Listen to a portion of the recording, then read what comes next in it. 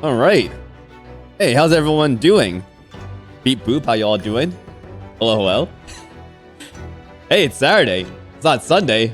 It's Saturday. We're playing 99 on Saturday. Because shit is getting real. Shit is getting real, and I want to play more of this game. So we are doing 2 streams of this game today and tomorrow. For those who have been following this playthrough, it's gonna be a good time. But as usual, we'll do our usual start of stream talk. I think some people will just hang out for the start, just to hang out. And yeah, how you all doing? Welcome to the stream. I need to turn off my space heater because my fucking pants are like gonna catch on fire here. 1 second. I have my space heater down there in the bottom left of my body, warming up my my toesies, because I don't like wear socks inside. Like I probably should, but I don't know. Like I find socks annoying. I don't know. Maybe I just don't have the right socks. I don't know what it is. I don't know. Like I should be wearing socks if my feet are cold, but no. I'm just like, hey, let me just turn on the space here and burn my pants. Yeah, my toes need to be free, R. That's right. Yeah, that's how I feel. Because I don't. It's like when I'm at work, I have to wear socks all day, and it's like really annoying. And like I have also recently. This might be it, actually. This might be it. I have recently gotten my socks really wet. Like, when I'm outside in the snow. Because it is snowing again.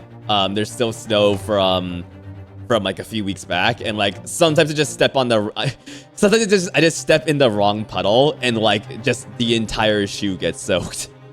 And that means your socks get wet. And I'm like, get this shit off me, man. I don't need these socks on me. I don't. I actually got some, I kind of stress tested some waterproof shoes today. They're like the New Balance, like, they call it like Gore-Tex, like whatever the material is. Like it's supposed to be like waterproof.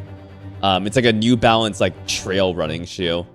Apparently like Gore-Tex, like whoever's making that, like they're being accused of like forever, like polluting like water with forever chemicals. I don't endorse that, obviously. Like, I didn't know about that until after I got them. But the shoes are good, at least. I mean, they kept my toes nice and dry. So that's good. How you all doing? Welcome. Sorry. Just random tangent to start there. Hello, R. Good to see ya. Hello, R. Hello, Lily. LilyXCL here, made... Well, they didn't make it for the stream. I decided to use it. But they made this little Luigi fella. I hope it's okay to decide to use this, Lily. I probably should have asked you first, but yeah, little Luigi fella. In response to me saying I'm just like a little guy. Yeah, little guy right here. There you go. It's very cute. Everyone in the Discord loved it. So thank you for drawing that. As always, thank you for drawing Luigi and Ducky and all that. Lily's art is great. I've linked the post, by the way, with that art in the pins of this of the stream chat, so you can check it out there. Let's see who else is here. Anna's here. What's up, Anna? What's up, Phoenix? How you doing? Good to see you too. It is no-nary games time. That's right. We are no-naring our gaming until we zero escape the fuck out of here. Pineapple, good to see you as well. Cyril, good to see you. I hope that ace bread tasted good. It sounded like it did. You're about to toast it. Oh, you're about to toast it, actually. Never mind. You're gonna have that in a second. You're gonna have some nicely toasted ace. I gotcha. Luxtag, good to see you as well. Key Lime Pie coming up with the Noop Wizard emote. What's up, Key Lime Pie? Who else is here? Let's see. I am free to use the little guy. Thank you. Thank you. I'll ask you, like... I usually ask people I forgot, so I'll ask you, like, regardless if I want to use some of your art for stream stuff. So, yeah. Are you all having a good weekend? What did I do this weekend? Like, yesterday, today, etc., etc. I made, let's see, I made peanut butter cookies. Mabanka to see ya. Y'all want to see my peanut butter cookies? Let me switch over to my existence here. Hi, I exist. I am arguably alive. My face is like super orange for some reason. But there you go. Here, look at these. If you're in the Discord, you see the shit already. But like, here, there you go. Yeah, look at that. I posted this, right? I think I posted this one in the Discord. Peanut butter cookies with chocolate chips. I forgot the chocolate chips were in there for some reason. But yeah, get that close-up cookie. You guys want to see like the most HD cookie ever? Look at this. It's like you could eat your screen right now and it would taste like peanut butter cookie. You could eat the screen and it would taste like that. Very tasty. Very soft too, actually. I used a bit more peanut butter than I usually do for like peanut butter cookies. And I think that's helping it stay soft. I think. It might be because I used a bit too much baking powder too. I don't know. But it's good. It's good. Me chomping on them, Anna, yeah. Also, hi, Luxta, how you doing? I love the yapping emote, the Akane yap emote, the Louis2 yap in chat. Anyone can use that, by the way. It's on Better Twitch TV as well, so anyone can use that. I love that emote because it doubles as like an eating emote. Okay, I didn't even like realize that once I made it. But you can do shit like, let me see here. Is the bread emoji a thing here? Yeah, you can just have Akane eating a big ass loaf of bread. It's great. I love emotes that are like multi-purpose like that. It's very funny. Your bread only mostly fit in the toaster. It's fine though. It'll be fine. It'll be okay. yeah, Photon. I'm just imagining Akane eating a lemon and just like her face imploding and she just dies. Capital Y, Cyril. You'll be able to see it if you have Better Twitch TV installed or like one of the billion other like third-party emote extensions. They're arguing. Oh my god. the pog and the yappers. The pogger and the yapper. The fight of the century. I made brunch today too. I made like an omelet, and I also had bacon and like some leftover like a leftover pastry I stole from work. What's cool about like working in a big workplace sometimes is sometimes there's like big events and like they have like food left over. And I just kind of like scurry in, like at the end of the day, it's like, okay, like no one's taking this stuff. I just scurry in and just fucking take it like a little rat, you know? Like I just pull the food away from the table and like stuff it in my backpack like a little fucking rat or something. Cause like what are they gonna do if they're gonna throw it out? You know, they're gonna throw out the fucking food. I don't want the food to be thrown out. I know they throw out the food. They don't like do anything else with it. Like damn. I'm taking that shit. We're not letting food go to waste. That's a fucking that's a crime. That should be a crime. That should be actually a crime. But like, yeah, I cannot leave good food to waste like that. That's not happening. Ask your boss for it. No, I'm just gonna fucking take it. I don't care. I'm just gonna take it, pineapple. I'm just gonna take that fucking food. We'll start in a second here. Oh, one more thing. Hold on. One more thing from today. Let me show you guys something cool. Because I've been looking for this shit for like months. This is actually really nice.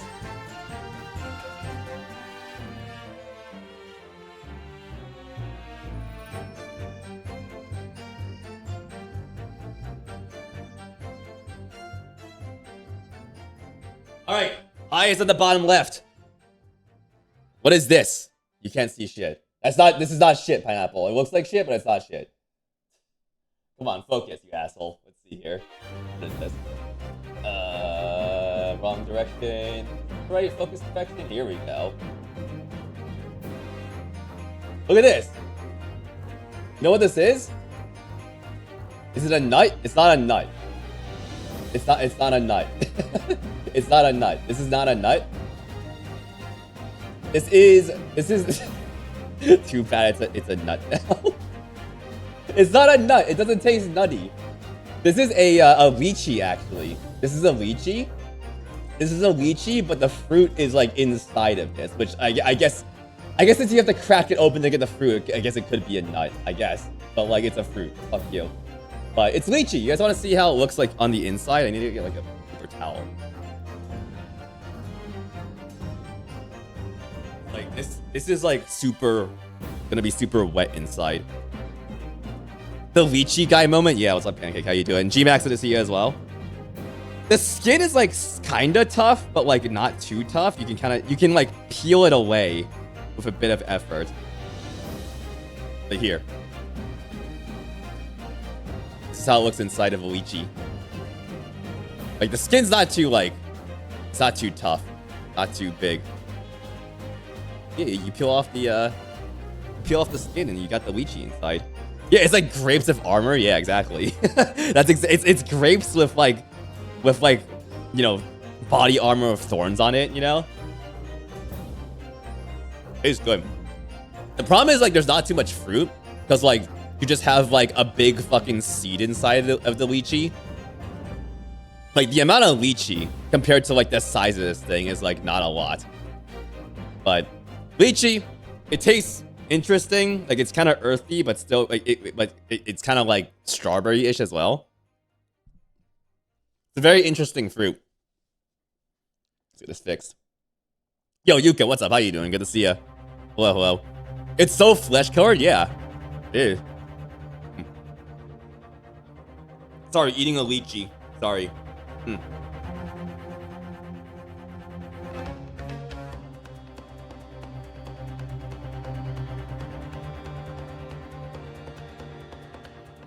Okay, I'm sorry about that. This is not going to be the finale, probably. We are basically starting the last route after we wrap up some loose ends. Yuka, we're on the road to the finale. I know okay, so the finale is basically like, if you see on the left side here of the intro screen, like that's the finale route. That's how many nodes you have to go through to get to the finale, unless it expands again. I swear to fucking God, Uchikoshi, I swear to fucking God, if it expands one more time, I'm going to shit. I am going to legitimately shit. That'd be so fucking funny if it did. I don't know if it will. I'm not expecting it to, but at this point, like I can't expect or assume anything at this point here. My 9 pages of notes. That'd be so funny. That'd be so funny. And I think to keep in mind is that each section can be like wildly varying in length. Yeah, exactly. Just like in the rest of the routes in the game. Like one of those blocks can be like 2 hours or like 10 minutes. Just like in a Metal Gear Solid game, bro. Like, that's got like Metal Gear Solid game energy. Yeah, that's just how it is in the Uchikoshi verse. Yeah. One more thing before we start. Before we start talking about like the stuff we have to focus on in this game, because I do have like a few. I've like kind of. I don't have a list. But I have like a few. I want to write down stuff that I think we should be looking out for as we go into the finale here. Although actually, no, I don't want to do that yet, actually. I might do that like once we actually go on the finale route, because what we're going to do first is, and in response to what you said, Luxtat, is there's 2 other endings that you can get in the non-final route, but I need to do like some finagling to get those. Like those are like 2 other like bad endings. The last route is just 1 ending as far as I'm aware, but like we can try and get the other ones first, if that made any sense. Let me boot the game here, 1 second. Here we go. But yeah, we're gonna get the other 2 endings before the last one first. That's the summary of what I just said. Yeah. All right. Hope you are doing well. You and the ducks around you and your pets. Everyone's pets. Again, happy Chinese New Year once again. The Chinese New Year festivities are gonna be next week apparently. I don't know if it was originally like that or if they delayed it because like it started snowing today.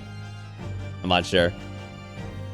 But I want like more dumplings. I still have dumplings in the fridge. I still have food I made last week in the fridge. I should probably finish that. Probably. One more thing before we start.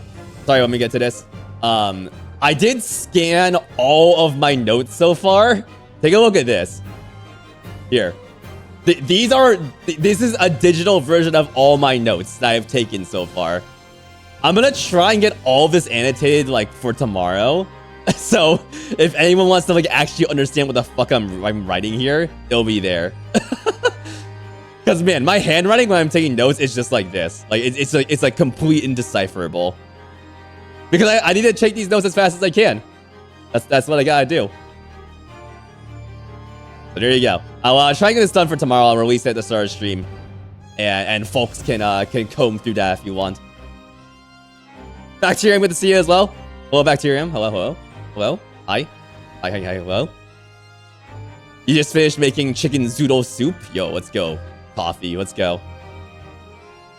Is it chicken noodle or is it chicken zucchini noodle? that's when I read zoodle, that's why I read. Like zucchini? Z noodles? Question mark? Yeah, I love the Great Ace Attorney soundtrack. Yeah. I love it so much. I still gotta play that second game. But that will happen when it happens, y'all. It'll be a good playthrough once it happens. Alright, let's move the game here. Let's go. Oh, it's already capturing. Good. Excellent. Excellent.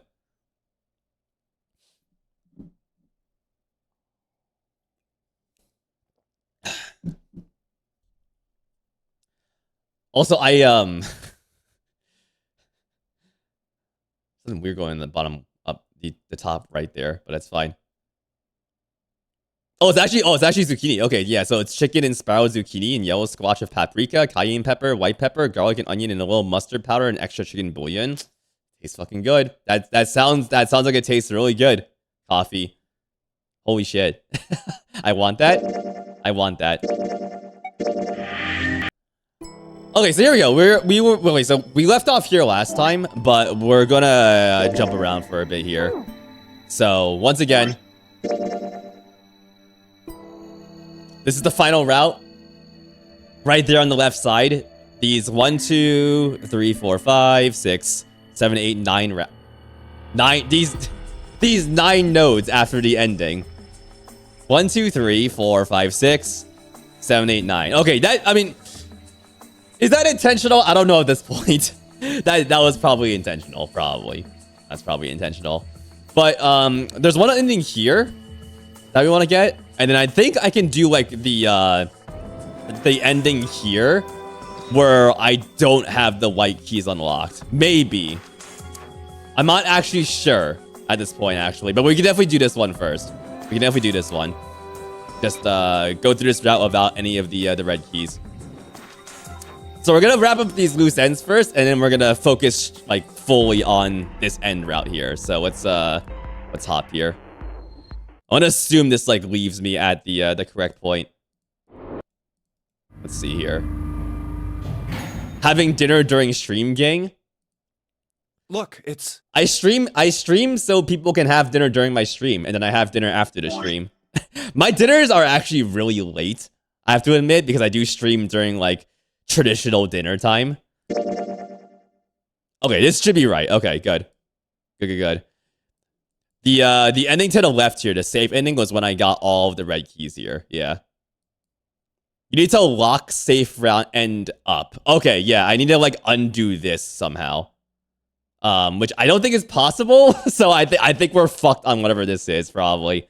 Which I heard is just like super disappointing, so I'm okay with this. I think like once I get this, it's basically like Jover for like whatever ends here. Yeah. Doing safe blocks at ending permanent. We can YouTube it, but like I don't care at this point. I'm assuming the ending is just like, okay, it just gets to like a point there and then it just stops. Like that's what I think that's what I think the ending is for like, you know, coffin end essentially. It like stops at some point, and since I did shit, it meant I can go into the true end route. Pretty much, Anna. Okay, yeah, fuck that then. Whatever. I don't care about that. We don't have to waste our time with that. It's okay. It's okay. 7 in Lotus. But let's go through this and see what the other end is here.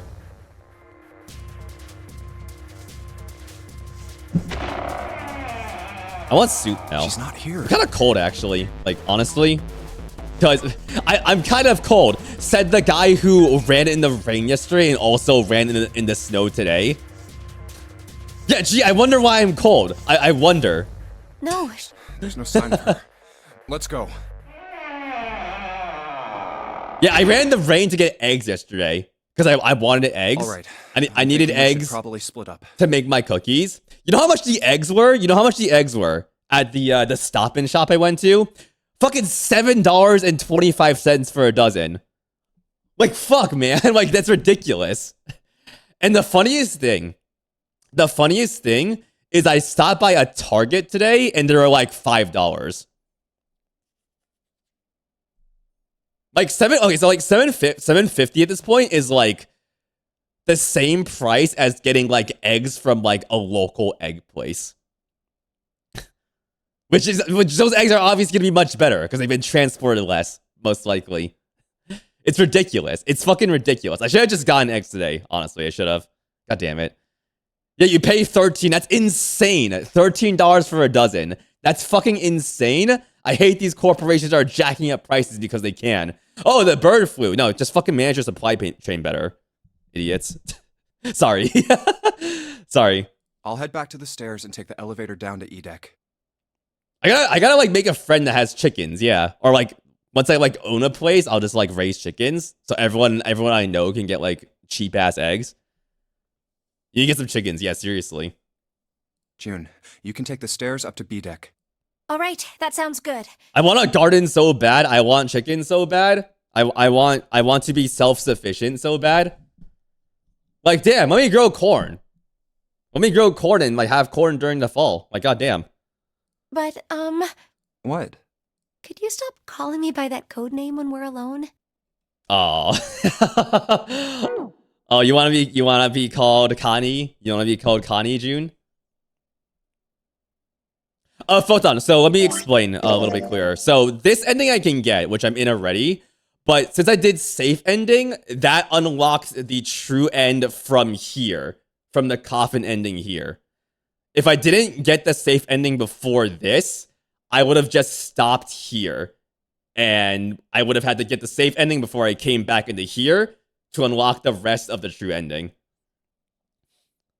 This ending's separate, I'm pretty sure. This one right here. Yeah, you got it. Okay, cool. Huh? Sure, right. I'll do that. Quick volume check, 1 second. By the way, thanks for stopping by, everyone. Thank you. I always appreciate. I don't say it's enough, and I really appreciate people stopping by. Like, it means people care, and sometimes I think people don't care. You know, so it's like, Jumpy? Oh, have I heard this song before? No, it's nothing. All right, I'm going then. Yeah, be careful. This sounds like a new song. I don't know. I don't think I've heard this one before. You be careful too, Jumpy. Yeah, got it. Also, raised ducks, duck eggs. I've never had duck eggs actually, Cyril. Like, surprisingly.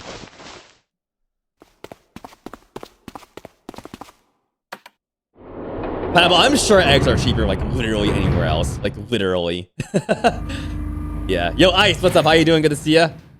Quack, quack, welcome in. We are, for reference again, for people who just got here, we are doing another bad ending, quote unquote, first before we start going through this here. So, tragedy always strikes when one least expects it. But to wait for a man to stand before striking him down seems almost crueler than stealing the fatal blow while he lies on the ground. A light in a dark place, June's smile had given him hope, both for escape and possibly for something else. It was that hope that raised his spirits just enough that they might soon be fully dashed. He opened the elevator door, and there she was. What were we doing here again? I forgot. So this was after the cargo room. Okay. The cargo and the engine room route. Okay. Gotcha. Yeah, Clover gone. Yeah. He opened the elevator door, and there she was. A woman sat slouched against the wall. Lotus. Junpei felt his blood turn to ice. Her body was limp, and her skin smooth and pale as always. Holy shit. Was covered in bright red blood. Junpei felt his chest constrict. Lotus, speak to me! Like the fucking John Arbuckle, like, comic strip. Oh my god. The Garfield. The Garfield thing. He couldn't breathe, and his legs began to shake. A slow, cold drop of sweat trickled down his back. He felt his stomach somersault. Junpei's mind went blank. All his thoughts replaced with endless, hissing light. By the way, there's vagina bones here. This is now gonna be censored in the West. Sorry. I remember that whole fucking controversy. Like, what was that for? That was for like the that was like around the release of what was that, Tokyo Mirage Sessions, right? When like people were talking about that censorship. Someone get her some milk, yeah, seriously. Like someone like sucked all the fucking life out of her. Like if I didn't know better, I would have thought like a vampire got her. Yo, what's up, man? How you doing? Driven by little more than instinct, he began to walk towards Lotus, slowly. Each slow movement of his stiff limbs brought him closer to her corpse. Finally, he stood next to her. Robotically, he bent down and put his hand against her neck. There was no pulse. You have seen V-lines on people? Let people have V-lines. Yeah. No rise and fall of breathing. She was slightly warm. Something somewhere in Junpei's shaken mind told him that meant she had been killed recently. Yes, Junpei thought. His mind slowly returning. She had been killed. Someone had killed her. There was a deep cut on the left side of her chest. Blood still oozed from it, although clearly her heart had stopped beating some time ago. So first time we've seen Lotus die, interestingly enough. Well, directly, I suppose. Weapon had been a knife, then. Perhaps she had been stabbed in the heart, once. She would have died immediately. He took little comfort from knowing she must have suffered very little. Gee, I didn't sub-end too, but I don't think they showed her. I think this is the first time they've like showed her dead body, I'm pretty sure. Only then did Junpei notice Lotus's bracelet was gone, of course. Lastly, let us discuss how to remove the bracelets. There are only 2 ways to do so. Yeah, the accident she technically dies, but like it's not seen. It's not seen. We saw her in sub-end because you mentioned her missing bracelet. Okay, okay. Sub-end was a while ago, y'all. That was a while ago. 1. You escape from this ship. 2. Your heartbeat reaches 0. I feel like I've like lived like 3 lifetimes while playing this game. Like that's what it feels like, honestly. It's like, oh my god, like I know we've been through like, I don't know, like 5 loops, but it's felt like 3 entire lifetimes. In other words, once the bracelet is taken outside the confines of the ship, or the parasitic Mara's heartbeat has fallen to 0, it will shut down automatically. I'm glad there's subtitles because I did not understand it at all. If there weren't subtitles. Was that why the killer had ended Lotus's life? So that they might have the number 8 bracelet? If that was true, then the killer was whoever won the number 8 bracelet. Or perhaps more accurately, the person who would gain the most by obtaining bracelet number 8. Who is that? Who would benefit the most from the number 8 bracelet? The thought had only just entered Junpei's mind when... Bap! He heard a noise. A sound like a sharp knife cutting through wet meat. It struck him as strange that the noise came from inside his own body. Ooh. A moment later, the pain hit him. It wasn't merely pain. There was heat, extreme heat as well. He felt as though molten iron had been splashed against the side of his body. Finally, his brain made the connection. He had been stabbed. But where? His body was quickly going numb. You couldn't tell where the knife had met his flesh. I can't believe Uchikoshi got stabbed so he could write this fucking banger of a description of getting stabbed. That's dedication right there. That's dedication. Given the circumstances, however, he had most likely been stabbed in the back. Whoever had killed Lotus had now done the same to Junpei as well. His voice was little more than a weak groan. With what little strength he had left, Junpei turned his body, trying to catch a glimpse of his attacker. How is that so wet? That was like me like mixing like the marinade for like my chicken when I'm like making chicken. Like marinated chicken. It's like, oh, I'm just like squishing it around in the plastic bag.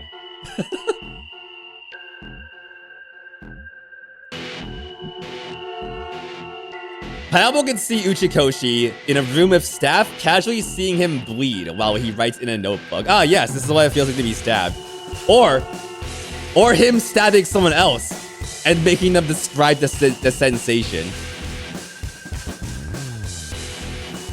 Or watching some really freaky live leak videos. Uchikoshi, you need to get the fuck off live leak, my guy. Goddamn. But as he did, the knife dug itself in deeper, twisting viciously.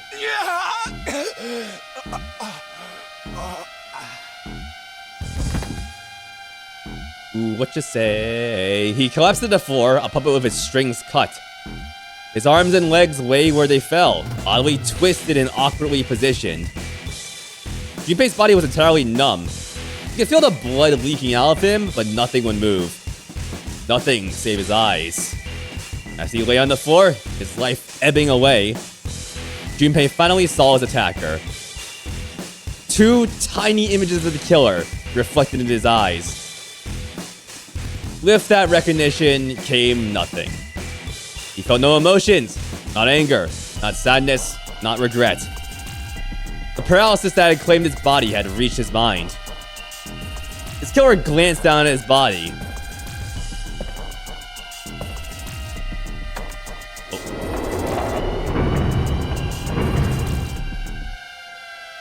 Then, without a word, climbed into the elevator and was gone. We're the killer! Oh my god. His eyesight began to fade. The world grew blurry and began to dissolve into an empty white fog. The fog crept into the edges of his mind and worked inexorably inward.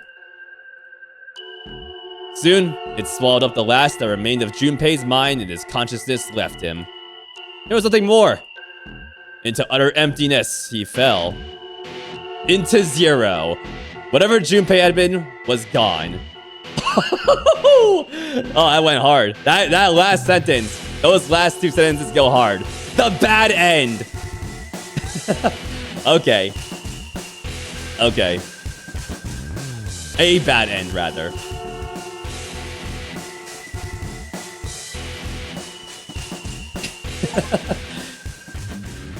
It's the knife ending. Just gotta achieve it for that. It is called the knife ending. So there you go. We're gonna save. I can do a very quick update of that right here. That's the first ending you got? Ice the Unknown Ranger? Okay, gotcha. So you went down the safe route, but you didn't get the keys like I did for the first time. So you got the knife ending. Gotcha.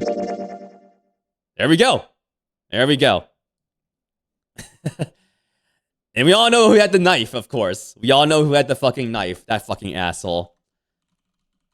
The saddest, wettest old asshole around.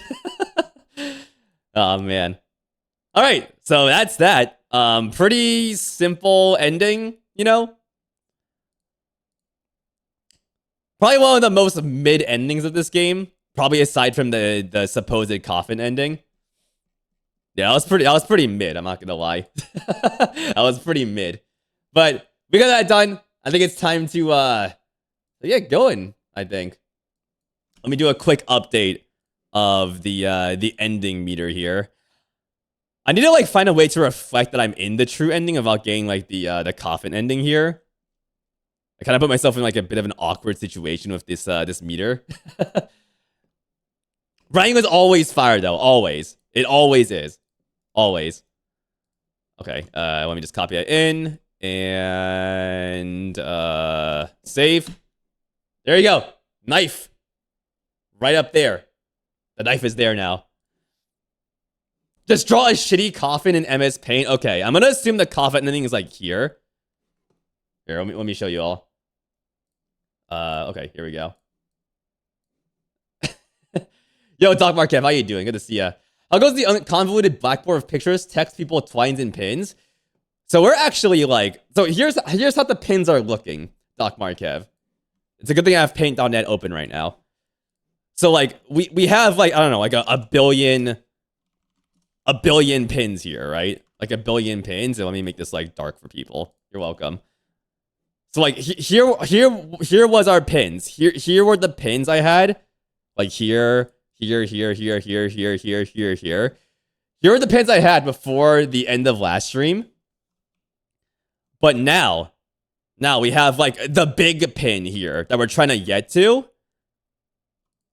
Alongside this like medium-sized pin, and all of the pins right now, they're like starting to converge. Like this right here. What's up, Leon? How you doing? So like, just disregarding the absolute clusterfuck we did to get to like wherever we were here, they're all starting to like come together, you know. And we're gonna get to here at some point, and it's gonna feel great.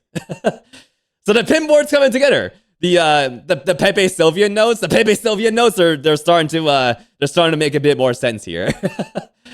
Yeah. How you doing? Good to see you. How you doing? All right. Let me just like, I'm just gonna copy this. No, that's not copy. Here we go. I'm gonna copy this over here, right? We're just gonna make like a fake coffin ending symbol here. All right, so here we go. I'm gonna fill it in. Okay, I need to draw like a really shitty coffin. Okay. All right. Let's draw something here. Okay, so there we go. There's the coffin.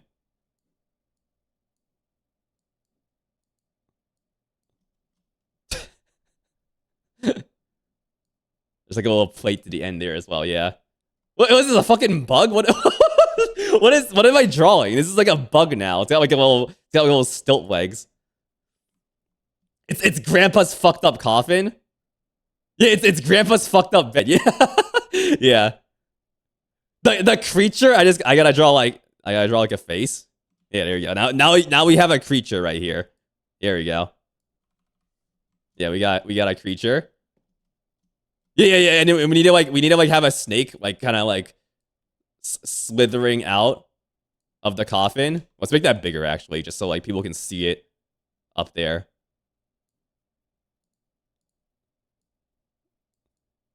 Yeah. There we go. There we go.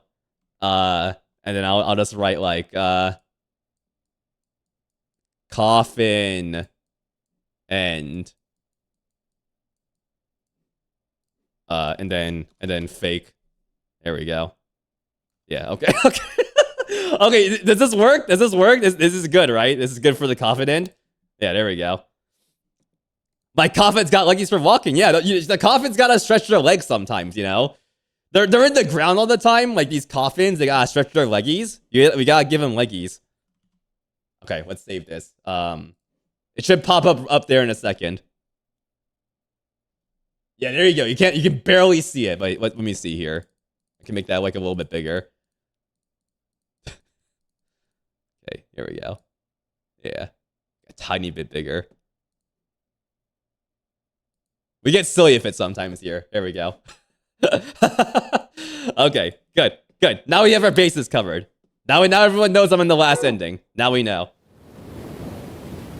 Okay, boat noises, big fucking flashbang. Yes, I know already.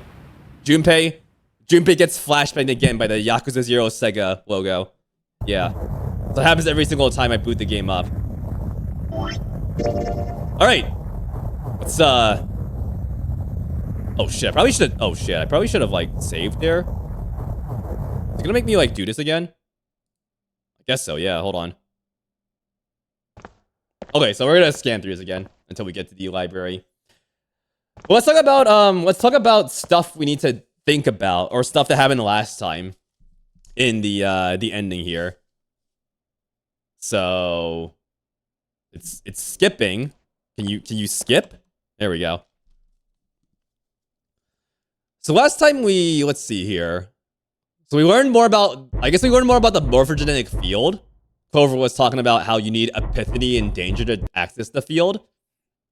And that kind of relates back to the first No Near game, it seems like.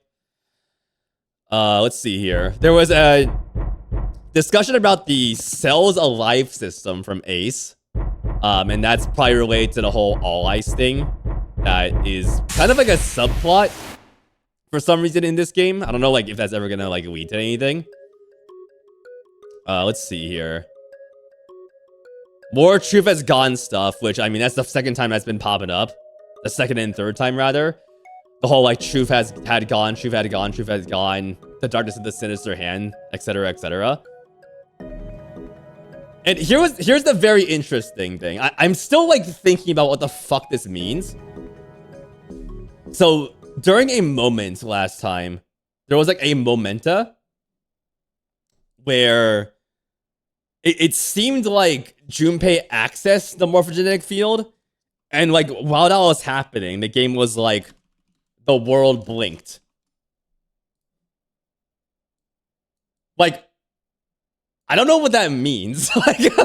like sure, okay. Like I get that he accessed like knowledge from the alternate routes, right?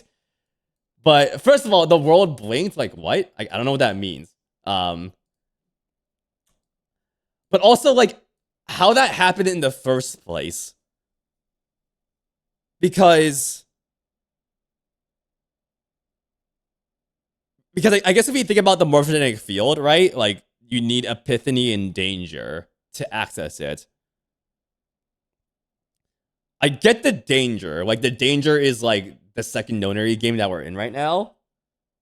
But like how exactly is it being sent? Like was it sent from the other timeline somehow? We didn't make an active effort to send the information over from there. So like, how did that happen? I don't really get that yet. It's gonna be interesting seeing if that ever ends up to anything, leads up to anything rather. So that was interesting. We also found out, or rather, we didn't find out, but this happened. Santa. Our buddy Santa here. I thought I had a screenshot of this. 1 second. Yeah, here we go. Yeah, our buddy Santa here went rogue. Taking our girl Akane hostage, and I think also taking I think who did Santa take? Let's see here. Yeah, so I think Santa took Ace, Akane, and Lotus with him into the first number 9 door. So there was that. Yeah, Lotus and Ace. Yeah. Yeah. So he's doing something with that. I don't exactly know what he's doing, especially because I think that Akane is Santa's sister. So like what is going on here? Like, are they in cahoots? Was this all planned somehow? Like, I don't know. I have an inkling that like this was somehow planned because like the number distribution has ended up perfectly here, that like both teams could go through both number 9 doors. But what exactly he's doing is still a mystery, I think. So just whenever we see Santa, and especially Santa and Akane together, we're gonna have to really pay attention to that. Definitely. Okay, so here we go. Morphogenetic fields, the murders. Yeah, I guess the other mystery as well is like, let me see here. I'm gonna make like a bit of a list here. So the world blinked. Let's see here. The world blinked. Santa and Akane in cahoots? Question mark. The other thing here is Snake. So the whole like Snake getting like gassed apparently. Like why did that happen? You know, we don't know exactly why that happened. I have a feeling, and like the other important detail there with Snake is that he said he got knocked out in a small room in one of the hallways in C deck, which I didn't check the map actually. I probably should have, but I don't know what that room is.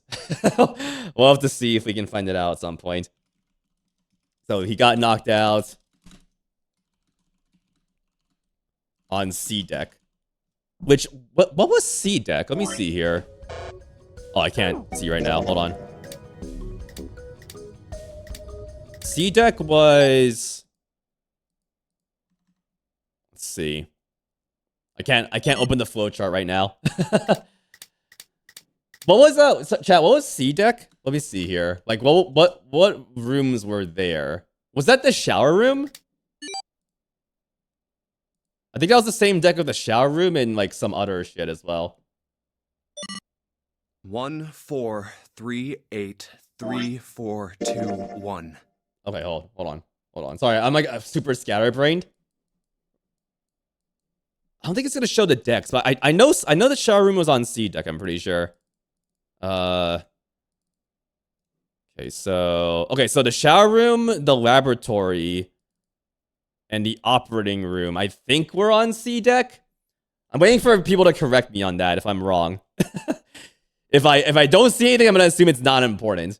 But yeah, I don't know. Like, I don't know if that's gonna be important. Like where he got knocked out. He mentioned it, which I'm assuming means it's important. So there's that. Let's see here. There we go. We still need to learn more about the first Notary game, how that ended exactly. We know that there was like a Nevada group. Apparently, there was a Nevada group and there was a group on the ship. And Lotus, or it's not Lotus, Clover was a part of the Nevada group. But we don't know too much about the groups aside from that there. What else here? Let's see. And looks like there are 2 number 9 bracelets now, which is interesting. Yeah, so I think we found out last time that we know that the number 0 bracelet, turned out to be a 6. And as a result, I forgot this part. Shit. Chat, help me out here. Okay, so we found out that the bracelets for Akane and Santa weren't as shown. We know that I'm completely lost on that. 1 second. Where are my notes here? 1 sec. Perman, how you doing? Good to see ya. We just got like a different ending, like the knife ending, which is like basically nothing, and now we're reviewing our information before we get going here. So yeah, it was just another ending. Nothing important there in terms of the game. I'm trying to remember what the fuck we found out about the bracelets last time, because I apparently didn't write it down. Let's see here. Okay, so let me try and remember. So we know that the 0 bracelet is, I'm like kind of like mind panicking here.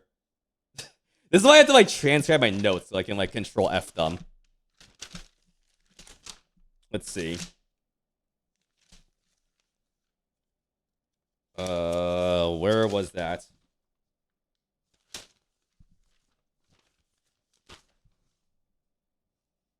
So bracelet 06.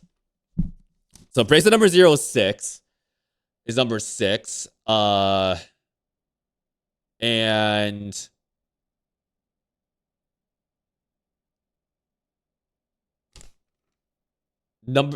Akane's bracelet, I think, ended up being 9.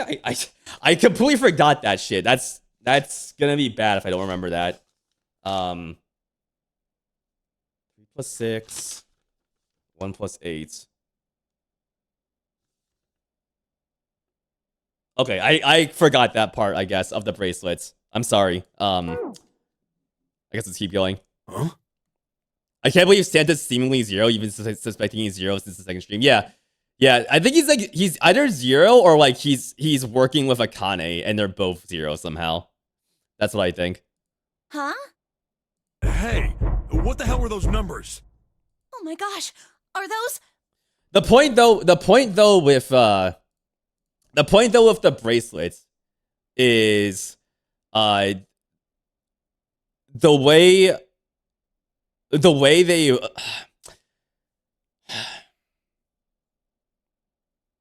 words are hard today. The point there with the bracelets is that they were set up in a way that both Akane and Santa always had to be together in all of the rooms that they went through. I think that meant that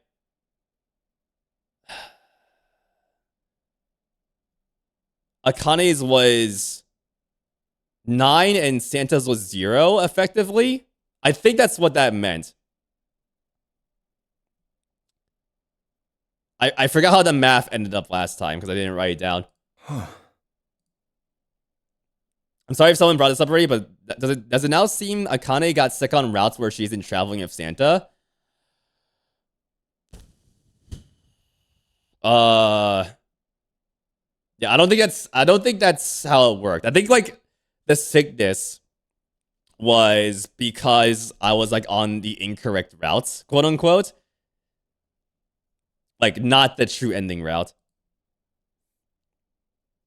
Okay, so does anyone know the bracelet deal? Because I'm trying to remember. I'm trying my best to remember, but I just don't remember.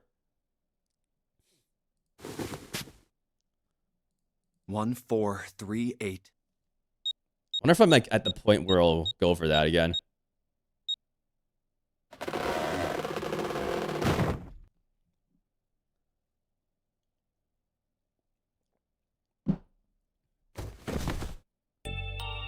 Akane has definitely gotten sick of consistency, yeah. Yeah, it's been like it was like at the very start and also like on routes where we were with her, but we weren't on the right route. That's how it was.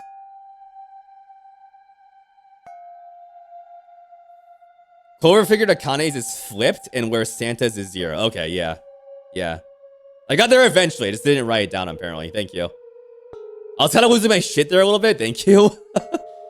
Like a massive anxiety attack impending. So thank you.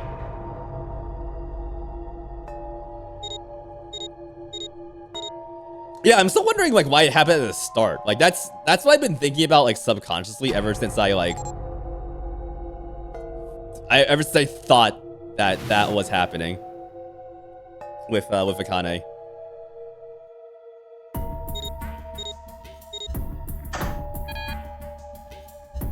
I put a lot of pressure on myself to like make this playthrough good, and it's like when I forget something, it's like, oh fuck, man, like what am I doing? I'm like a failure at life.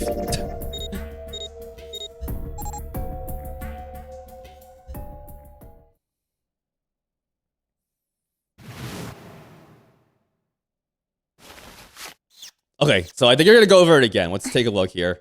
I wrote down which door she went into and with whom. And I wrote what all the numbers were.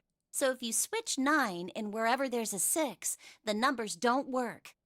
Right, because... Let's see here. If you got the captain's bracelet 6, does that mean there's 2 people with number 6s? There is most likely only one person of a 6. Well, this is only an educated guess, but I think June's number was never 6 to begin with. Her bracelet was flipped. In other words, June's real number is 9. Then all this numbered door stuff was a load of crap. And yeah, now we're going through this. And obviously because of that, it means that Santa, if the digital root is 7, then you can't open door 4. who was always with Akane, is 0 because it was originally 6 plus 3 equals 9. Now it's 9 plus 0 equals 9. If the digital root is Close. what You're talking Between the two of them. This is what you were getting at, right, Snake? There you go. Yeah. Thank you. That is exactly right, 7. Santa's true number wasn't 3. It was 0. No way. There you go. So that's very important too. I don't think it's gonna be important like at this point.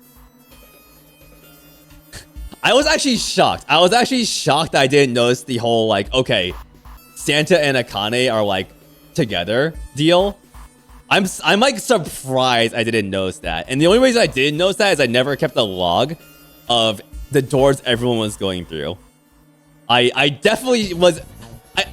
I think I mentioned I was gonna do that and I never fucking did it. Santa is Plus 3 and minus 3. However, I also think that like the whole deal with Santa being 0 is way too like obvious. Like I don't think the concept even. I don't think being 0 exactly means that your bracelet number is 0. If you get what I'm saying. Like that's not the qualifications for being 0 here. They cancel one another out. Nothing appears out of order. There's gotta be a bit more to it.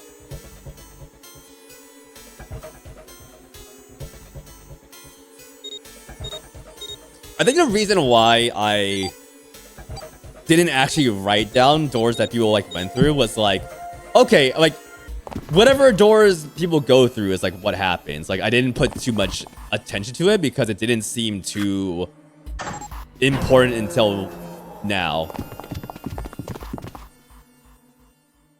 All right, here we go. So here's where we were last time. This library here. And here's the thing where Alice sleeps in a small chamber past the Forest of Knowledge, the Forest of Knowledge being the library. So is Alice gonna be here? Who knows? As we began a search, for reasons he didn't fully understand, Junpei felt those particular words float through his mind.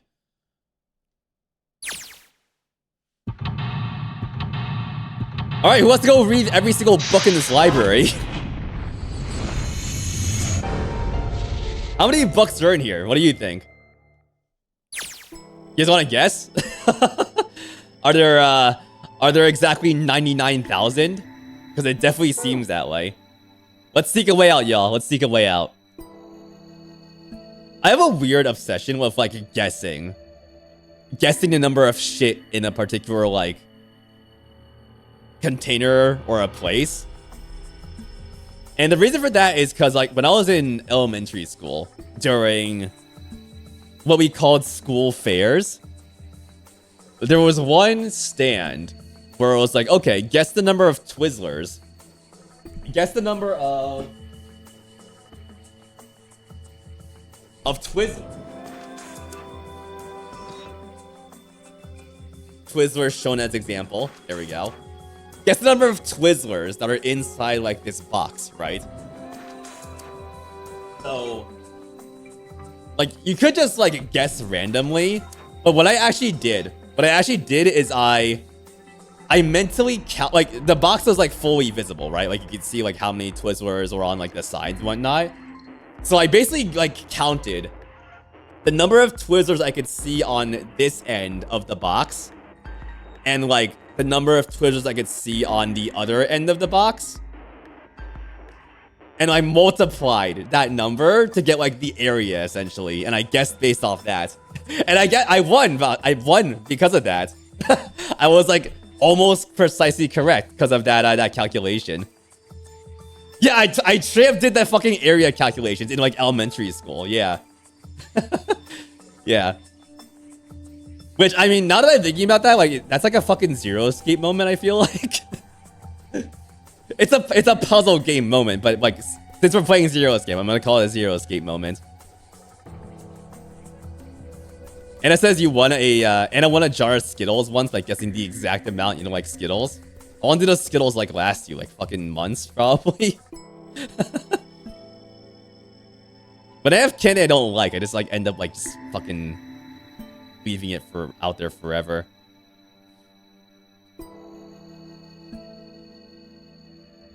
I got a brain for Uchikoshi. Yeah, I can't wait for the puzzle that just fucking destroys me in the next game. That'll be fun. I got stuck on a Sudoku puzzle for like 20 minutes yesterday. I think there's still a bit of a brain void in there. I says Skittles are a D tier candy. I fucking just okay. So here's my Skittles opinion. Here's my Skittles opinion. They're shit. They're shit. Just as a base, the sour Skittles are really shit. I don't like this. I didn't like the sour Skittles at all when I tried them as a kid. All my friends liked the sour Skittles. I was like, this is fucking disgusting.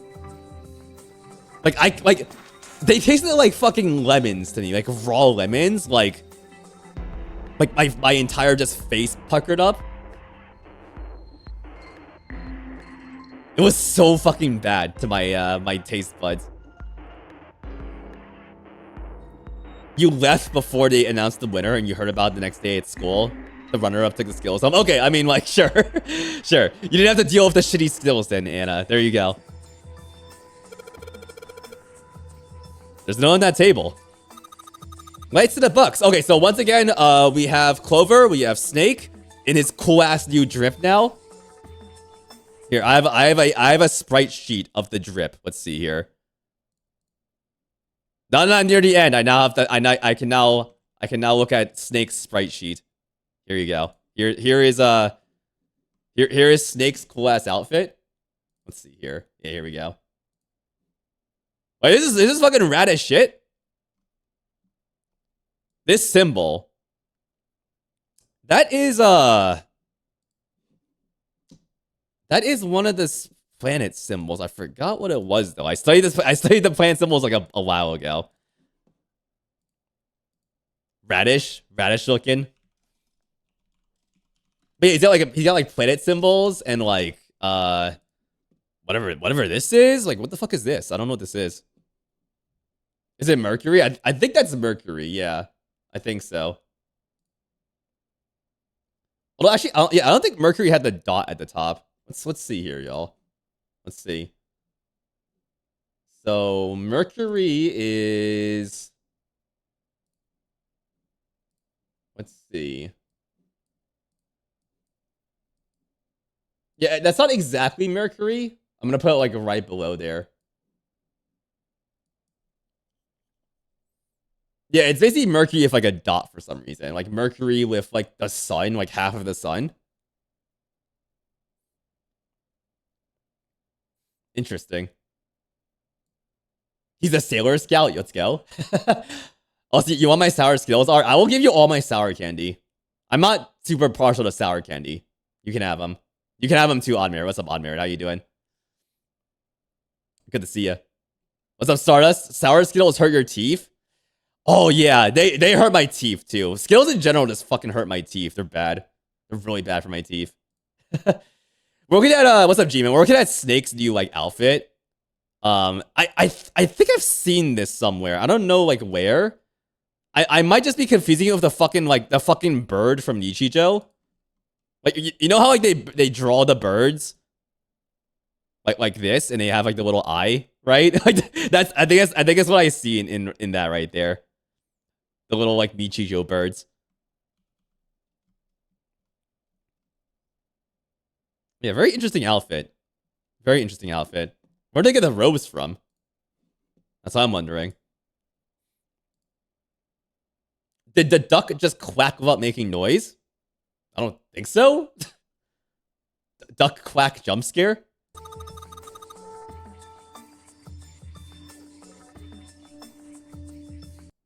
Sorry, one second.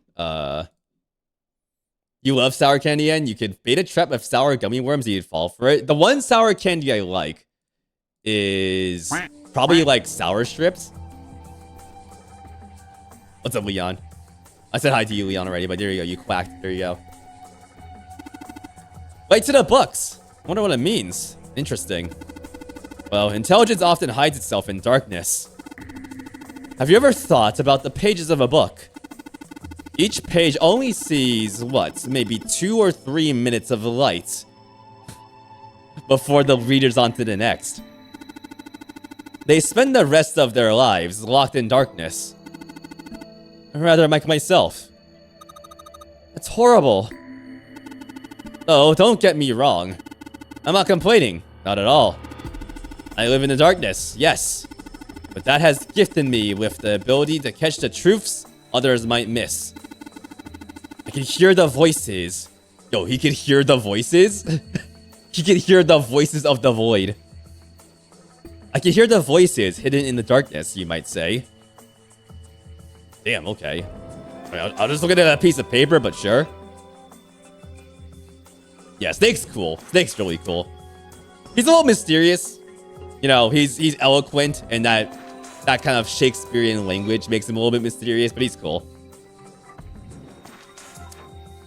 No on top of the table. It says, lights to the books. Lights to the books. This handrail is made of metal. Okay. Alright, let's look at these books here. What the fuck? Energy theory, huh? I don't even understand the damn title. Looks like this shelf's all science and technology. I want to read it. Let me read the book on, like, fucking assembly. I'm sure we're gonna have to solve this. We're gonna have to code an assembly, y'all, to solve the next puzzle. Let's go.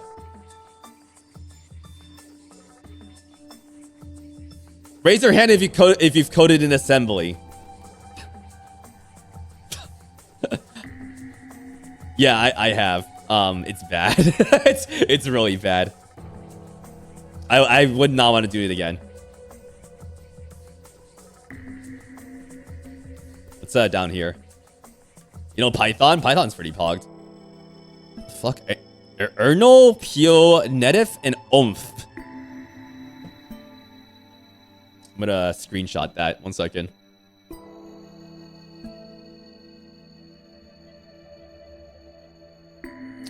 Unfortunately, you cannot spell the word penis from these books, so that's unfortunate. I tried to find the S. There's no S in those books. Let's leave that down there. Yo, what's up, clowns? How you doing? 0 out of 10 game? Yeah, no penis. Yeah, no penis. Sorry, clowns. Pascal Little Cyril. That's pretty cool. Raises your hand, Pancake. Just what comes of being a Zachtronics fan. Oh, Zachtronics. Yeah, that is assembly. That's true. Or making homebrew SNES games. There you go. Coding is coding's all right. It's very annoying sometimes. And sometimes just things break for no reason. It seems like the coding gnomes get you. Like me yesterday at work, I was trying to do like a demo and like it just fucking broke for no reason. Like that's a classic coding moment. You need to endure a lot of bullshit for coding. You can spell peener? Oh, you can spell peener. Nice, yeah. That's so true. What's the deal with these titles? They're all just gibberish. Hey, what if we, like, switch them around? Switch them around? Yeah. If we move them around, maybe they'll spell something. Oh, I get it. Yeah, heck. It's worth a shot.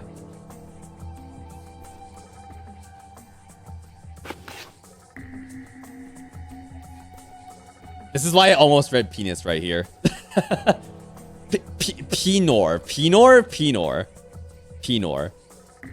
Okay, what are we trying to spell here?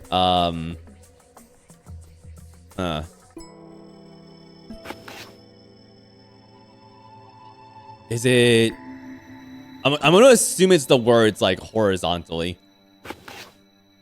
Oh, shit. This is dumb as fuck. Open here, find a bulb. We must find the bulb. How about this? That's such a dumb puzzle. Well, it's like putting these books in the right order. Open this thing right up. Heh, that was a piece of cake. Hooray! You did it, Junpei. I guess that turned out well enough. Reminder that Clover and Junpei are friends in this route, which is awesome. So the letters from the title spell out. Open here, find bulb. Alright, I think I've got these things set up right. And they say... Open here, find bulb. That's straightforward enough. Open this thing up, I get a light bulb. So dumb. I'm glad, like, we are friends of Clover in this true route. In this final route. Because that's more than what I would have hoped for with Clover at this point in this game. Thank you. There's a light bulb sitting on the shelf. Looks like somebody put these 4 books on the shelf together.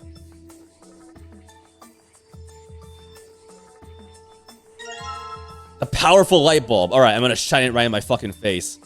The light bulb looks like it's a brand new. And it's really big, so it'll make a lot of light. So, I saw the note earlier said, I think, like, light to the books, right? Lights to the books, yeah. So, I guess, like, We have to find a way to power this. Whoever's in evil, she says a weak grasp on understanding. Yeah, I mean, that's... One way to say it is weak grasp on understanding. But also a lot of bad shit just happens to her. Which... I mean, she isn't like the most strong... She isn't the strongest person in the world, but like... Also, shit has just been bad for her. So... There's that. And like... Even outside the notary game, it's like, hey, you know... Brother fucking gets in some sort of accident and like loses a limb and his fucking eyesight, like that's gotta be hard for her too. What's this? Overview of conformal field theory? Well, it's a theory that posits an invariant quantum field where conformal transformation can take place. Knock it off with science voodoo stuff. You're trying to put me to sleep? Conformal field theory. Supersymmetric string theory and 10-dimensional space-time. They're just talking about superstring theory. It's a theory of reality where... how to explain? It says that all elements of the universe are governed by the vibrations and harmonics of tiny supersymmetric strings. Okay, whatever you say, dude. Whatever you say, man. Yeah, I don't think Duxybot knows about string theory, Leon. I doubt many people in chat know what string theory is. I doubt it. Junpei ass line from Duxybot. I haven't learned what to do with string theory yet. Yeah. Are property values going up on space too these days? Oh, man, guess times are tough for aliens too. This one says cosmic inflation. Fuck. Cosmic inflation? But do you see this book? Do you guys see this book right here? Like, that book has a fucking face. You guys see that? It's no fun Yorimpa, but it's got a face.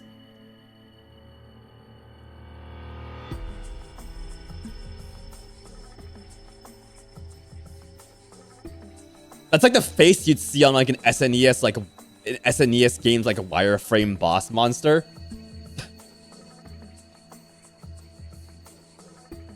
It's an owl? You think it's an owl? I can see the owl. Yeah. Tied around box theory? Yeah, Ice. Herman says, I'm traumatized by string theory after doing my physics finals thinking about it in high school. It was a bad idea because all the material is English. Oh, God. So there's both the concept of string theory being super complicated for even English speakers. And then you have to do it in English, too. That sounds like a time.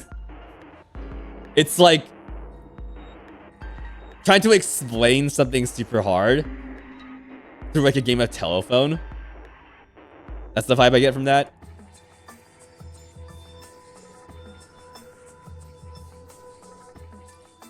Ten-dimensional space-time. What the fuck is all? It's just all about these like Where's the book on morphogenetic fields? I need to go home to the morphogenetic fields.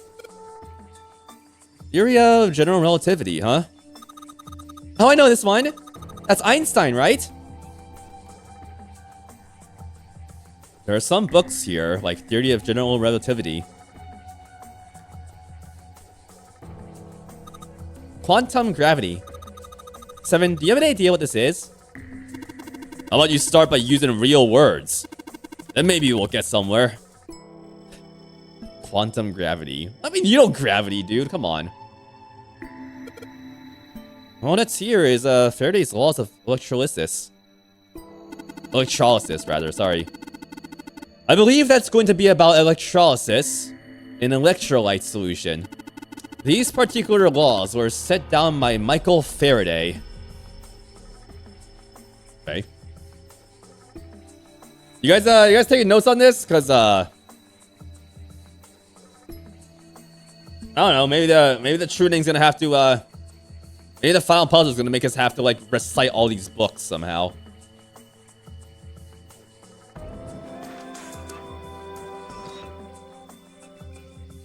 Alright, I think we're good here. Steezel's good to see you, hello. Faraday's cock cage? Don't think it's accurate to history. When Clover and Seven aren't nearly killing each other, they have a very funny dynamic, yeah. It's like the himbo and like the curious child. Tiba Al-Aziv. Man, they've got some weird stuff here. Can't even pronounce this one. Who's that? Some famous guy? It's not a person's name. It's the name of a fictional book created by Abdul Al-Zared. It's said to be one of the sources used in the creation of the legendary Book of the Dead, the Necronomicon. Oh. So these are all occult books and stuff. We got to the freak section.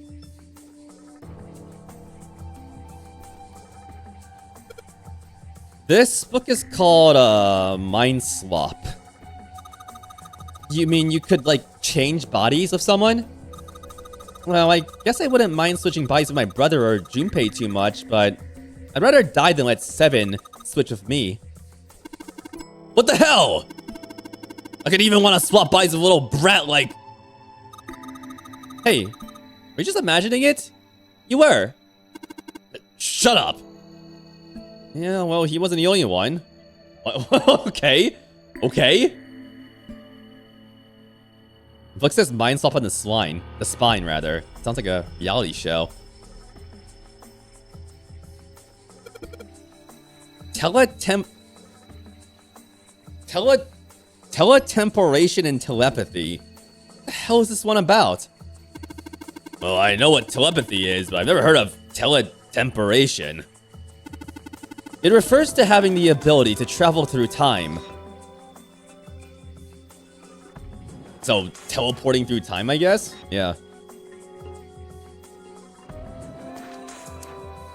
I'm gonna write that down for, like, no reason. I just think that's interesting.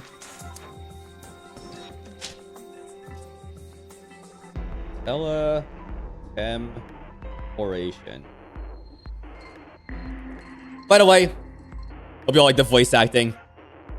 Now that we have a group of 4 here, a tight group of 4, I'm trying extra hard here to differentiate them. Voice acting is really all about making unique voices, so I'll have to like I need to like see how I'm voice acting these characters after the playthrough and like take notes. I'm trying to get into voice acting at some point. So every stream is practice for me. Every stream. This one says the golden rabbit and the moon on it. Rabbit? Uh-oh. It's been a while since we heard that Rabbit Hutch story. Does it mean it's about a rabbit that lives on the moon? Rabbits are pretty cute, but what's the moon stuff about? It's talking about the Judas tree that is said to grow on the moon, according to Chinese legend. I haven't heard of that one. Interesting. The gold. I'm gonna write that down too. What the fuck? Golden rabbit and the moon. The Judas tree. Chat, is this real? It's interesting. Guess we are gonna read through all these books, huh? Okay, what do we got here? Why did mankind lose their tails? Junpei, you know what this one's about? Why are you asking me? I didn't even know we had tails to lose. You should ask a human with a tail. Mankind's ancestors most likely lost their tails as they were no longer useful, and the nutrients required to grow them were better put to use elsewhere. At least, that's what I read. I was rather young. I may have remembered incorrectly. Huh? Why the hell would a kid be reading a book like that? Snake's smarty pants.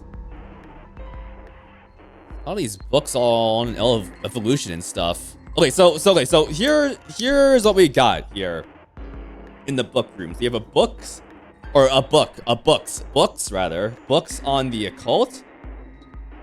On like sciencey stuff / fields.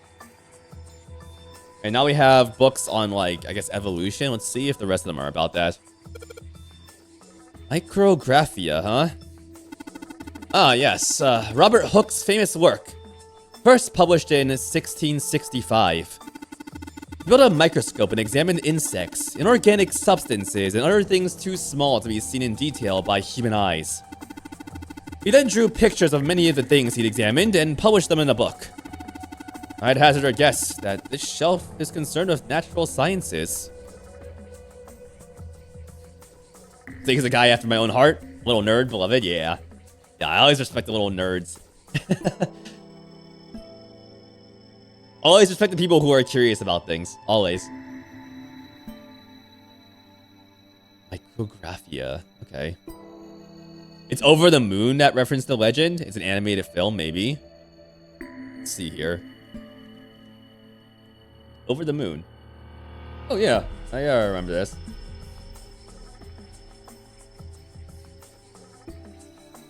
It certainly seems like it was inspired by the, that legend, yeah.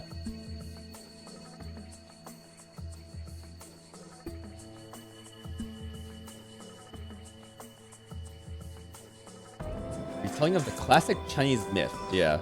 Yeah. Creatures of the South Seas, huh? I wonder if this one's got pictures of colorful fish and stuff. Creatures of the South Seas. So this is about like nature / evolution, this shelf. I'm kind of making like a chart here of like what books are on like which shelves here. Like in the top left, we got the occult, right? And then we have the field stuff. And then we have the nature stuff down here.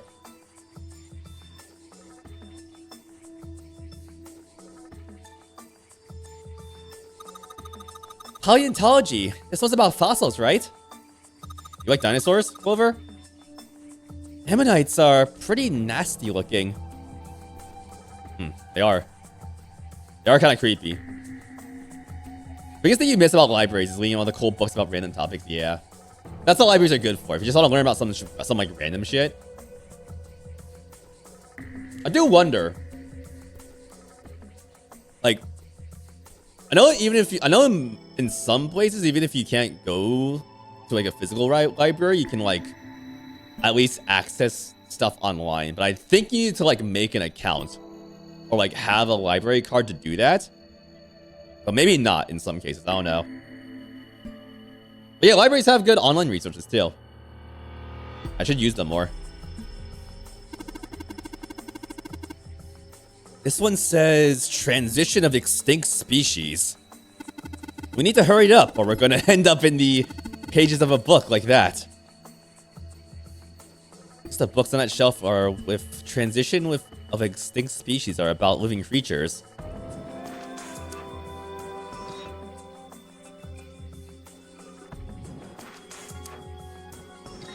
You've heard about the rabbit that pounds Mochi on the moon? I've heard of that as well. Yeah, Ice. Yeah. Yeah. I don't know what's going on with the tree. I have to look that up later. It's interesting. Introduction to geology, huh? Thinking about the Earth, even when you're on the ocean. Kind of romantic in a way, I guess. True. I mean, there's rocks below you, even still.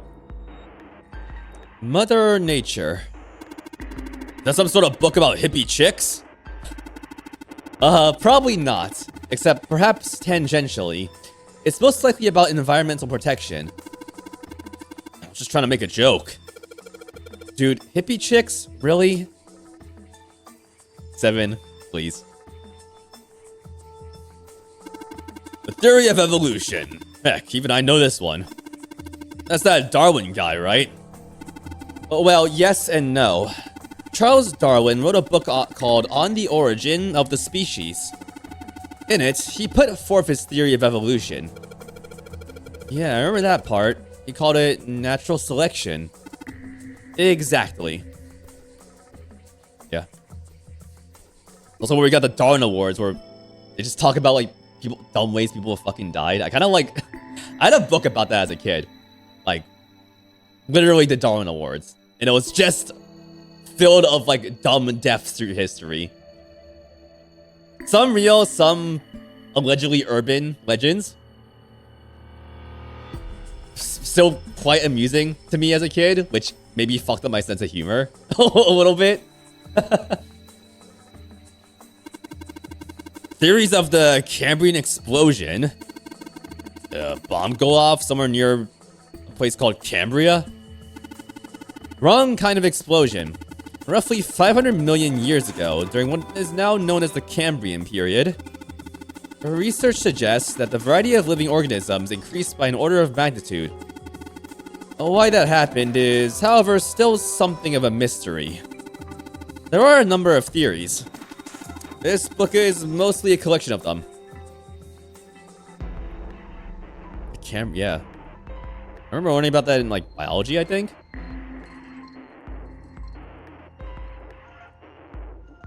Alright, interesting. So we were there. And there's all the tech stuff up there. Sciencey stuff. And there's the occult stuff. Okay. I think we're good with the books, at least for this level of the library. It's a coat rack, like a place where you can hang coats and hats and stuff. Well, this one's not too big, so maybe just hats.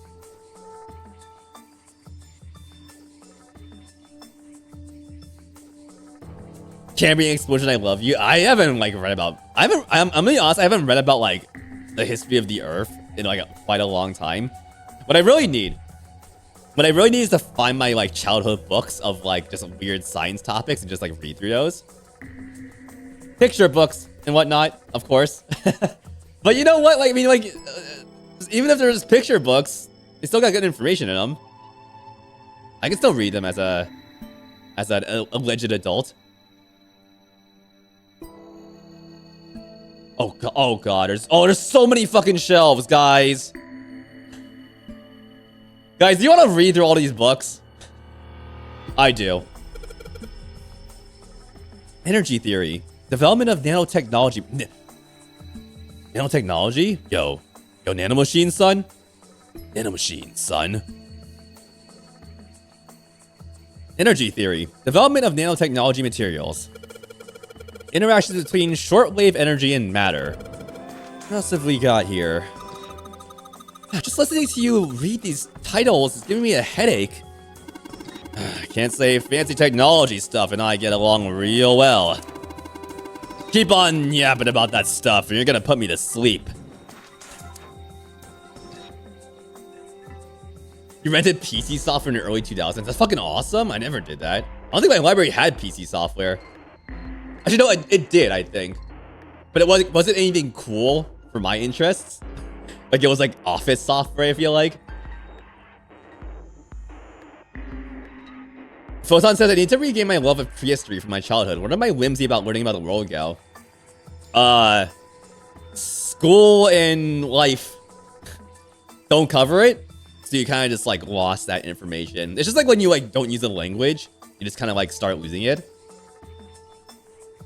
But you can always take it back. You can always take it back. Just like watch some YouTube videos on it or something like that. YouTube isn't all about like, you know, like cat videos and brain rot. You can find some really cool stuff on YouTube. Like here, guys, I found some like, I found a really cool channel the other day. I want to tell you about this channel for a second here. There's a whole channel about this dude who like is in Japan and like makes like Japanese like woodblock prints. Let's see here. I'm not gonna watch the entire fucking like hour episode, but like this dude right here is cool as hell. Also like unintentional ASMR. Yeah, like this dude is talking about like fucking like prints. Like look at this. A lot of bark scraps and clumps of fiber. It has nowhere near the strength and depth of. Hold on, let me turn off the music. But for this type of work, that didn't matter.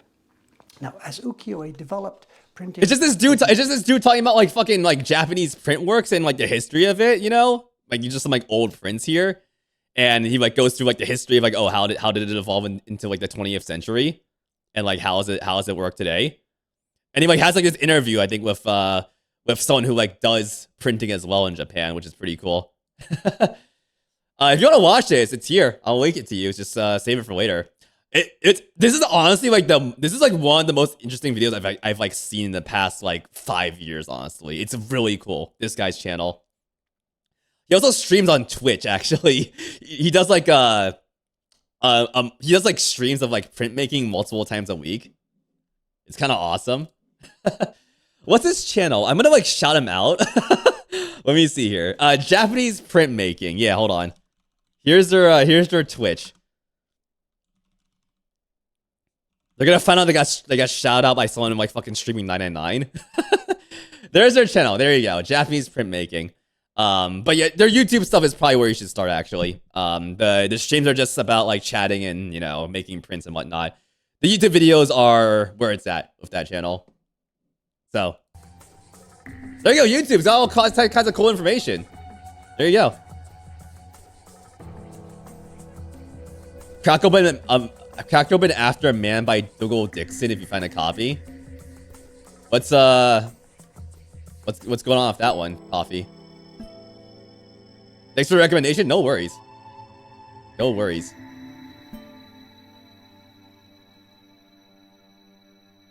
Zoology of the Future. Huh. It's a speculative evolution book. I see.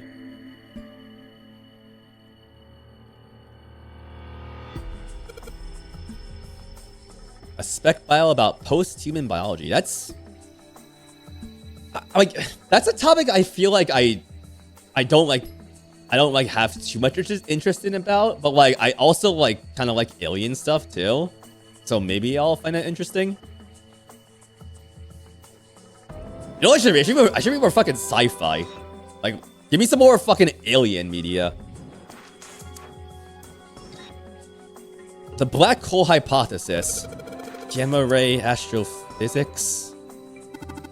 I guess this bookshelf has an astronomy theme. Okay, so astronomy. There you go. The black hole hypothesis. Oh, what the fuck? There's books, right? There's books, and then there's like books inside the books you have to examine. It's like a recursive book adventure. Oh, this is the bulb thing. Yeah, okay. Yeah. A kid's book here. Looks like it's a children's story about Native Americans. Oh, don't you think a random book like that is kind of suspicious? Maybe you ought to hold on to it. Okay. Cowboys and Indians. This one has some Native Americans on the cover. Hey, Junpei, take a look at this one. Native Americans, huh? It's got some... Whoa! Okay.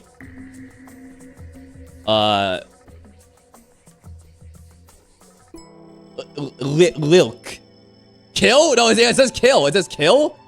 It says kill. Yo, who up Lilkin? Who up Lilkin? Who up at night Lilkin their Lilks? What's that? This one's pop-up books? L-R... Wait, there's an R?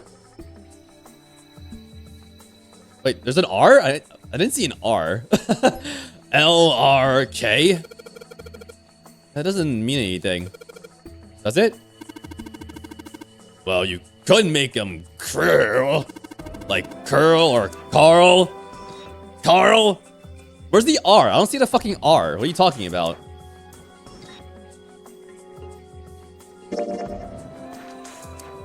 Do you see an R, chat? But it's just two L's and like an I and a K. What? So I've got a picture book here of the letters L, R, and K sticking out of it, huh?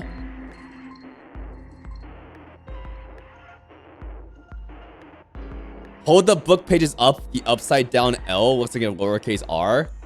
Oh. Is that what it is? Is it a lowercase r? Oh my fucking god.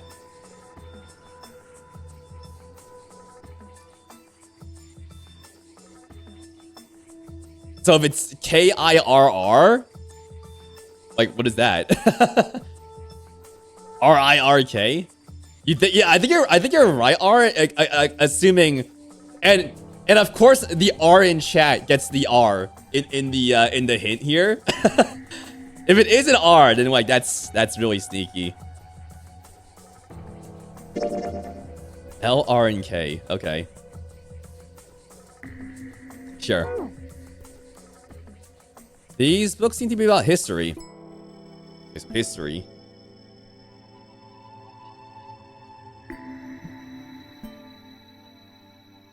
I think it's supposed to be kill. Yeah, I think so. They're just like misreading it. History about the medieval period. Oh my god. Yo, I was thinking about Ren Fair. Going to Ren Fairs this year. I think the closest good one here is like in New Hampshire though. That's gonna be quite the trip. I was also thinking about medieval times. If you don't know what medieval times is, it's basically like they have a few locations around here and they do like jousting shows. I went to medieval times as a kid, like on a field trip apparently. And it was kind of fucking crazy. Like it was like actually jousting. Which, hey Junpei, did you know that that jousting is the official sport of Maryland? Hey Junpei, did you know? Yeah. So I guess that was like a Maryland moment. But it was kind of fun. Definitely overpriced. I didn't pay for it. The food was pretty good. I looked it up the other day, and apparently you could get like fucking knighted there. If you like buy a group package, you can like have someone like get fucking knighted at medieval times. So chat, who wants to get knighted at medieval times? Let's go. Let's fucking go. History of the medieval period. Maybe it's about Sir Lancelot. Isn't he just a story? I don't think you're gonna find a guy who didn't really exist in a history book.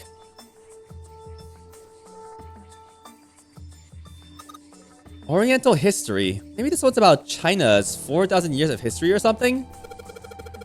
Hey, Chinese history and Oriental history aren't the same thing. This one's called The History of the Western World. Well, I'd assume it's about European history. Yeah. Just gonna leave it at that, Snake. Doesn't seem like you...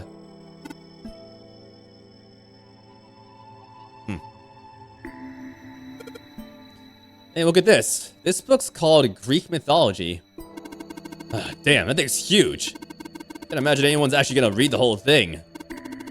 Pretty sure it just put me to sleep. You're just not asleep, Seven. Like, he just keeps saying that. He wants to become the Eeper.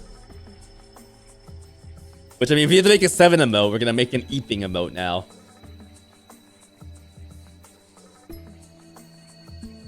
He's just a tired old man, yeah. He's a tired old man. Isn't Oriental more encompassing? I haven't, like, used that word in a while. I think Oriental is, like, mostly, like... Yeah, it is more encompassing. Like, it's gonna be, like, the East and, like... Like, the eastern part of Asia, I'm pretty sure. That covers, like, not just China, instead. Yeah, Resident Sleeper about 7. Yeah, exactly. Yeah. Yeah. I am gonna make that Clover emote. But... I think it might... I'm gonna see if I can finish it before the end of the streams of this game. I'm gonna see. What's Hellenism? I think it's something like a fusion of Greek and Oriental culture.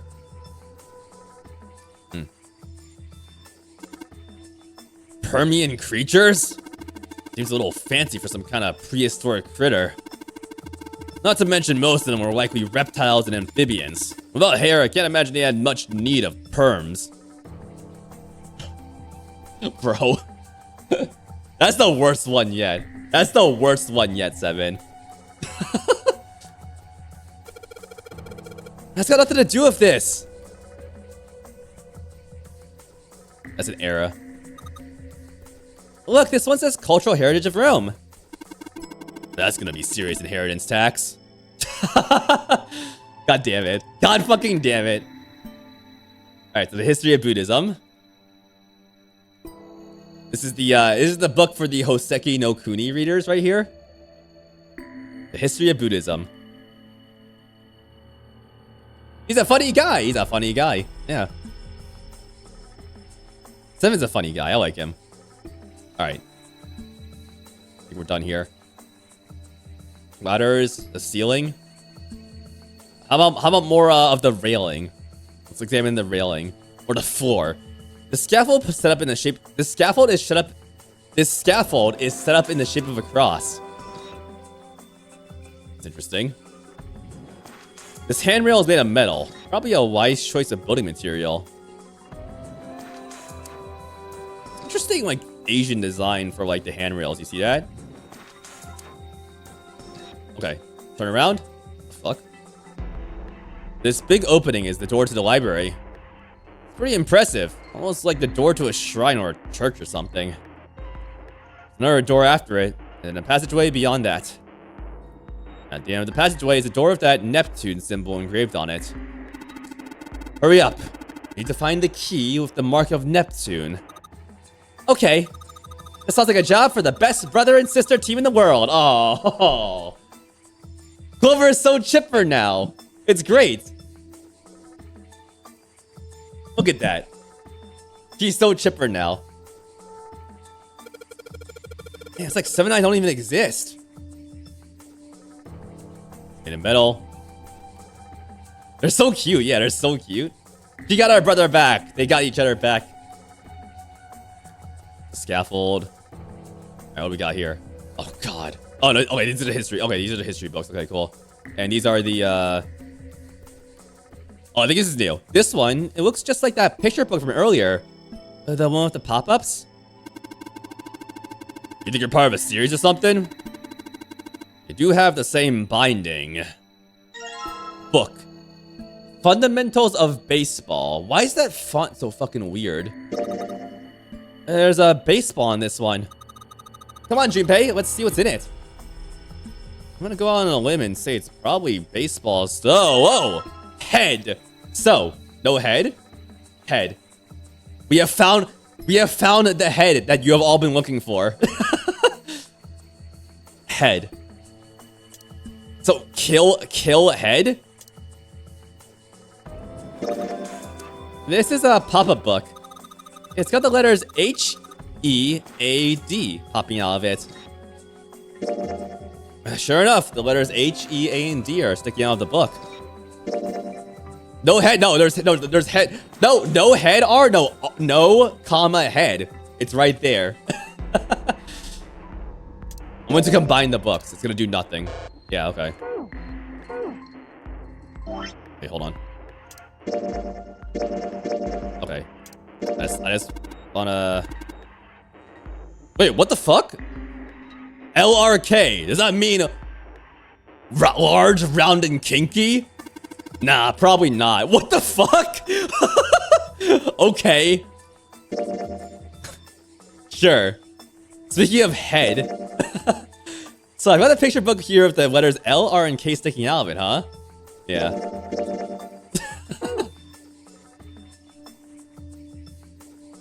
Seven describing himself, real. Functions of the human brain. Huh. I guess this is a book about the nervous system. I'd love to ask you to read it to me, but I don't think we have the time. If you keep reading about the nervous system, I get nervous myself. I'm kind of curious about it too. There's gotta be a reason why people connect with each other, you know? Good question, Clover. What makes us, become friend? Principles of monkey behavior, huh?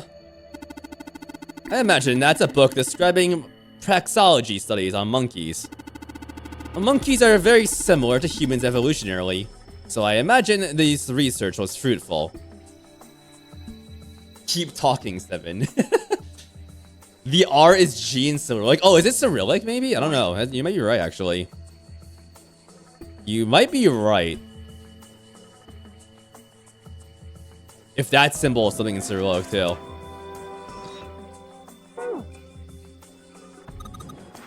Oh, look, 7. Here's a book that's perfect for you. It's called Correlation of Muscle, Bone Density, and Bone Strength. You're just saying that because it says muscle.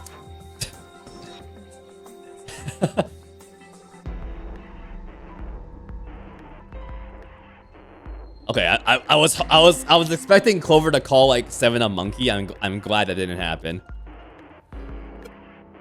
Dissection Atlas, huh? This whole shelf is full of medical books. So like the theme here is like the human body, I guess. Okay, so the body. So you have books on the occult, about science, I guess, and also nature, astronomy, history, and the body. You've got all the subjects in here. I could stay in this library for fucking forever. They just gotta have some gamer books here too. And it says, I bet you know all about being fruitful, Snake. I bet Snake does. I bet Snake does. This book is just called Dissection. This bookshelf must be all medical books. From what I can tell, it sounds as though these books have been organized by genre. Genre. Where was that clip? Where was that one clip?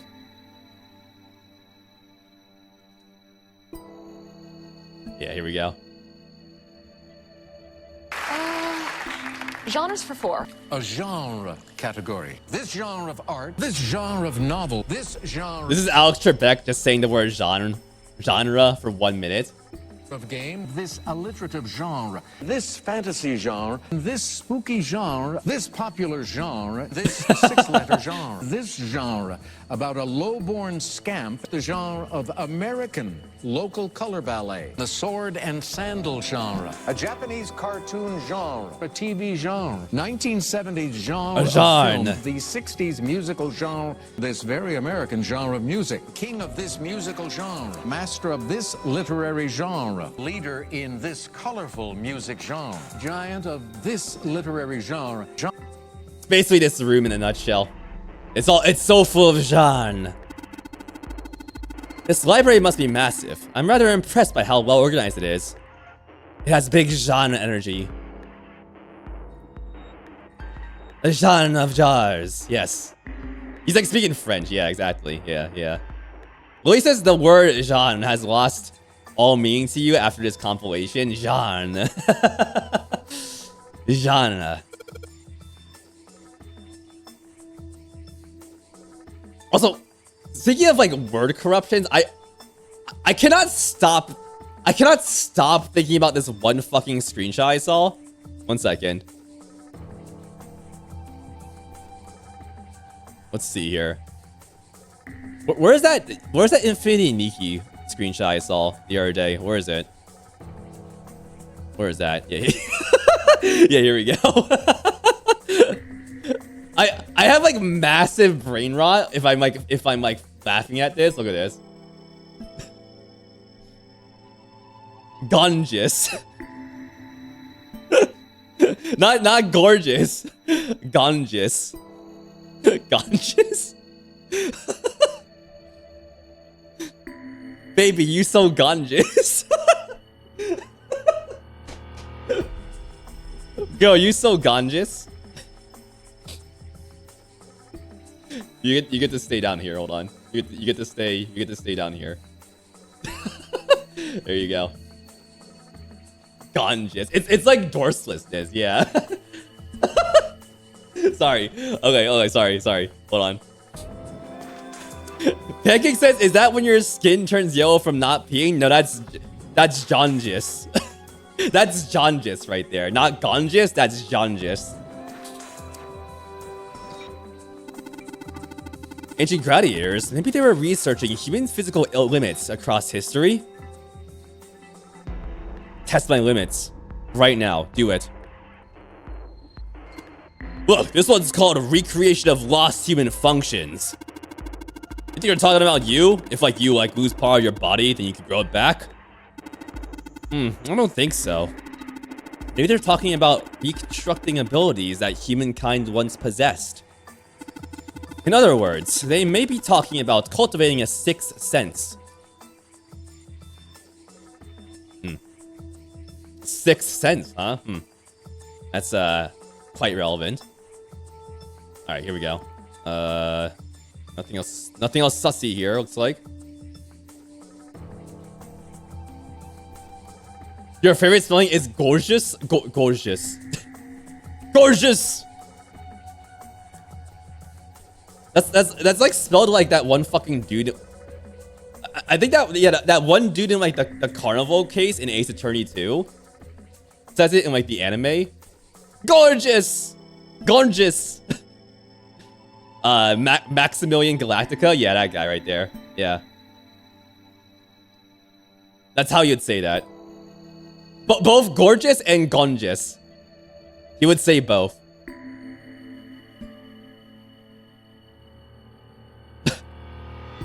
Okay. I think we're done at this top layer now. How long did that take? That took like an hour, right? Yeah, that sounds about right. Good. Yeah, we're gonna spend an hour looking at fucking books. Are y'all happy? Let's go downstairs. Where you are Gongo affectionate. Am I Gongo? I want to be Gongo.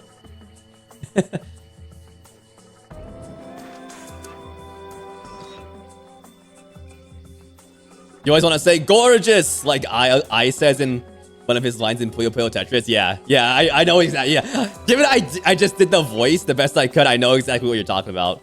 Gorgeous. I miss Puyo Puyo. I love you, Puyo Puyo.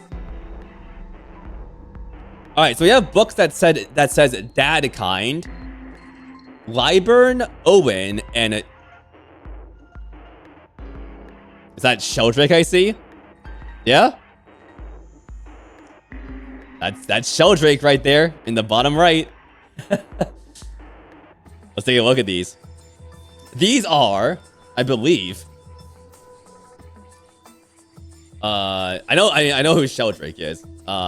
Sheldrake refers to Rupert Sheldrake, I believe. The guy way back. Wait, I think not way back when. I don't think he's dead yet, but he's the dude who basically proposed the concept of morphic resonance, I believe. So, telepathy, morphogenetic field, stuff like that. A lot of that came from this guy, I believe. I recognize Lyburn as well. Lyburn is, rather. Let's take a look. Dadkind. What the hell is this? Was it at the German mathematician? Maybe it's a compilation of his work. This red book says Dadkind on it. Okay, so I'm gonna write this all down. Dadkind. Is Owen and Sheldrake. There you go, in that orientation. Cosmo, Sheldrake's dad, exactly, yep. And Cosmo makes music. Anna has posted it a few times in the Discord. The official 999 soundtrack.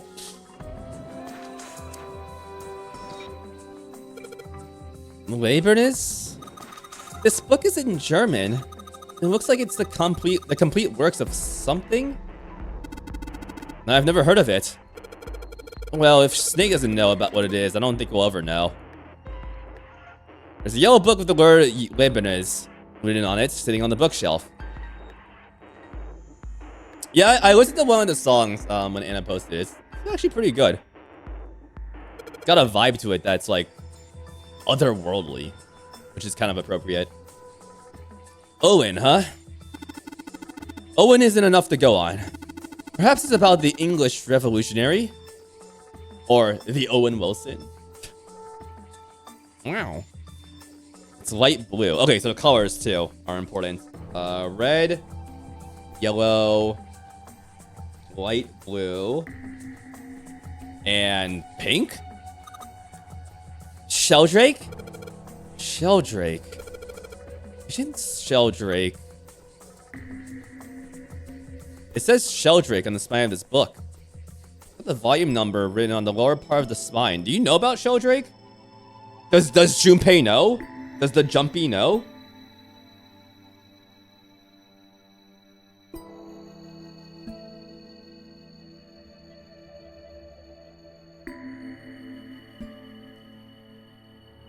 That was more Mr. and Saturn and Owen Wilson. Yeah, I kind of get a bit more like alien nasally in that one.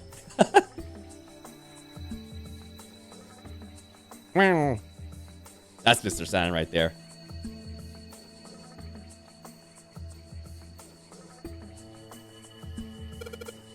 The Pythagorean theorem. This is a famous one. Sounds like there are a number of math books in this section. Okay, math.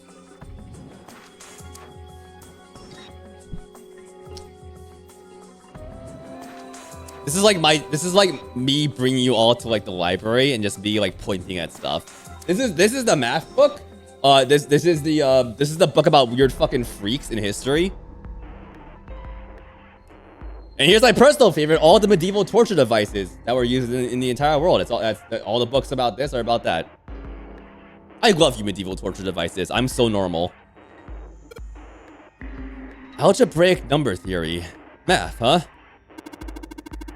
Another one like that over there.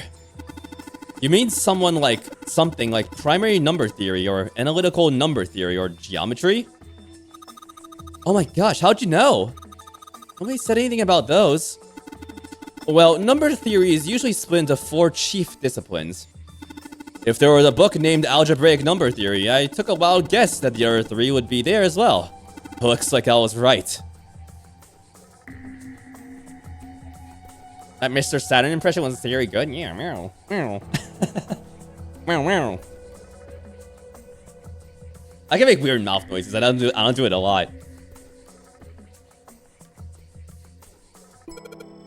This one's Goldbach's conjecture. More stuff to look up. I'm just gonna look up this shit after stream. I've been looking up some stuff after stream recently. These 99 streams, like extended like reading. I actually looked up the cells alive system shit from last time, and that is actually real. Like it was actually made by like some Japanese company, some Japanese guy, and like I guess this one company makes these machines now. So you can get a cells alive system like Ace was talking about. Goldbach's conjecture. What's it about? Like magic or psychic stuff or something? Right. I bet it's not jewelry, isn't it? It may have an odd title, but it's actually a very respectable mathematics book. It deals with one of the unsolved problems of additive number theory. Sorry I said anything. Look, let's not get into this right now, okay? My brain's gonna explode, you know? You don't want my brain exploding, do you? That's a weird book, Junpei. Indian mathematics. That's funny. Why is that funny? Why the fuck's that funny? Why is that funny, Clover? Weird book here called Indian Mathematics. Kid, please. It says Riemann hypothesis. What is there to hypothesize about with a Riemann? Isn't that pretty straightforward? Heavens no. There are many factors. But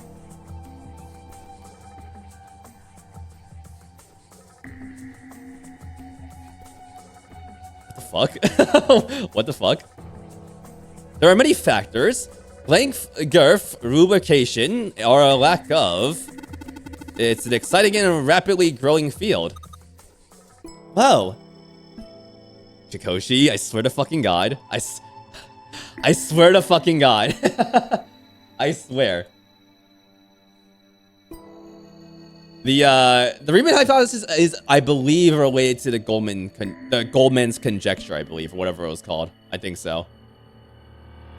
I don't exactly know what it's about though. Let's see here.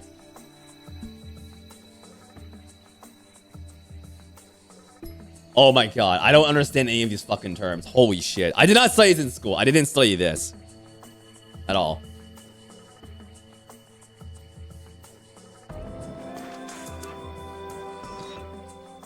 This article assumes an undergraduate level understanding of mathematics. Oh god. Guys, I fucking hate... Okay, this is not like the article at all, but...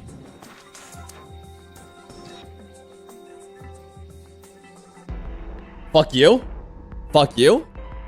Fuck your paid article shit right here. Fuck you. Oh, I guess I'm not learning about the Riemann hypothesis then, huh? Thanks, man.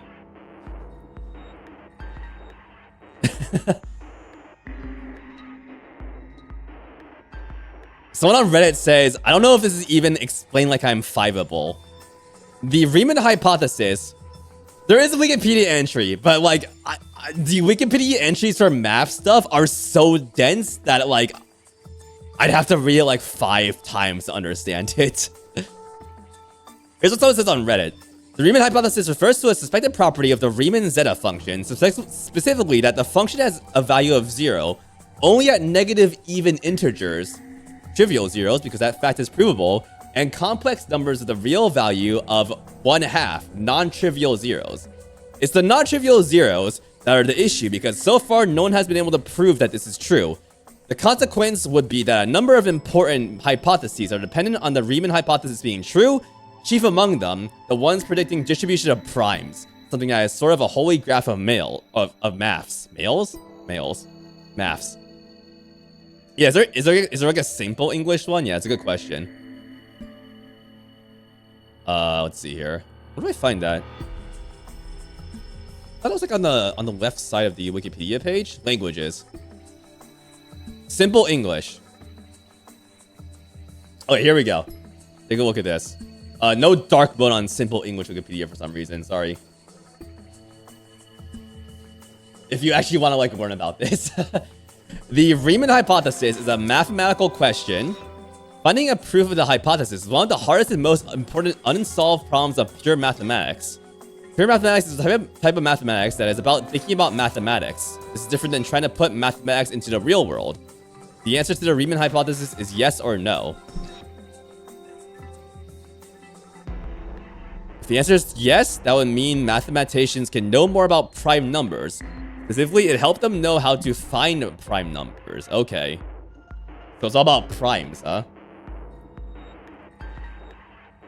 Yeah, Lily, that's about what my face is. But yeah, it's about prime numbers, actually. That's kind of like, I guess, what I got from that. If you can solve the Riemann hypothesis, that means we might be able to know more about how prime numbers are distributed. Slash, like, I guess how dense they are around certain numbers, I guess.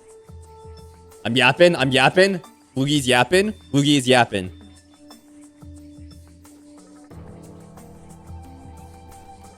I just wanted to look it up because of the just to draw a contrast with the fucking dick joke they just made there. You're welcome. Woogie stream, you learn everything new. You learn something new every day at Woogie stream. And that new thing is that Uchikoshi's a fucking freak, but we need that already. Actually, never mind. We need that already. Modern Japanese literature, huh? I was never good at math. I only got up to like BC calculus, which is basically calculus 2, which is like, I don't know, like something past integrals. I never did like discrete maths. I wasn't good at math, Lily. I'm not good at math. I'm okay at math. I'm okay with math. I'm okay at math because I need it for my job. But I would prefer not to think about math too hard. That being said, I am actually like going back and learning about like geometry again. And I'll probably get to like derivatives and calculus again because like I'm actually like years after college, I'm actually like interested in like learning about that shit for real. It's funny how much more motivation you can get to learn stuff if it's not for a grade. What's this? The origin of Japanese folklore? It's like there are a bunch of books about Japanese culture here. So Japanese culture, okay. JP culture. Duality of Uchikoshi. Dick joke, whiplash by the most devastating character writing you've ever seen. Yeah. Yeah, that's basically the vibe right now. Well, folklore can cover a wide range of subjects. History, urban life, religious trends, environmental changes, oral traditions. Folklore can cover all those things. You know where to look. This looks pretty deep. Yeah. Optimization? I don't know what the fuck that is. Bacteria. I don't remember what that was.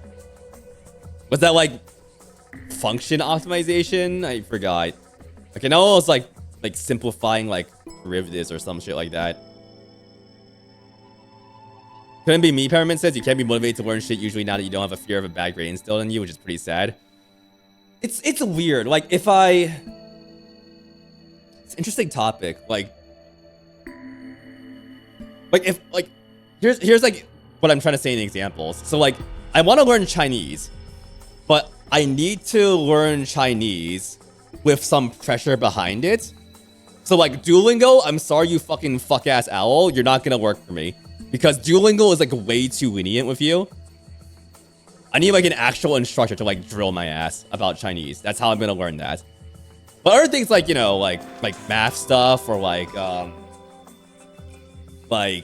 viruses, I guess, like I'll just learn on my own. I suppose it's a difference between it's like, I mean, it's both stuff I want to learn about, so like I don't know what the difference is exactly. I guess like Chinese is something I feel like I should know about because like it's my heritage, you know? So maybe that's why like I'm putting a bit more pressure on myself about it. Or maybe it's because Chinese, like knowing Chinese is like, hey, I can actually use this as like a functional thing. So it's like, hey, I should actually like learn this like really well. That might be what it is actually. Yeah, Duolingo's lessons suck ass, Coffee. I tried to, I went through their Chinese stuff and it was like terrible. Like, it teaches you segments of stuff without actually like really telling you how to put it into practice.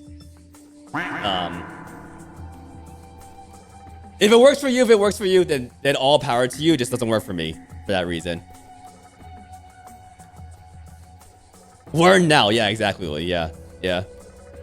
Well, he says, I learned English to understand games. I want to learn Japanese to understand, like, Japanese games that haven't been translated. And Chinese to an extent because of, like, manhwas, you know? And other stuff like that.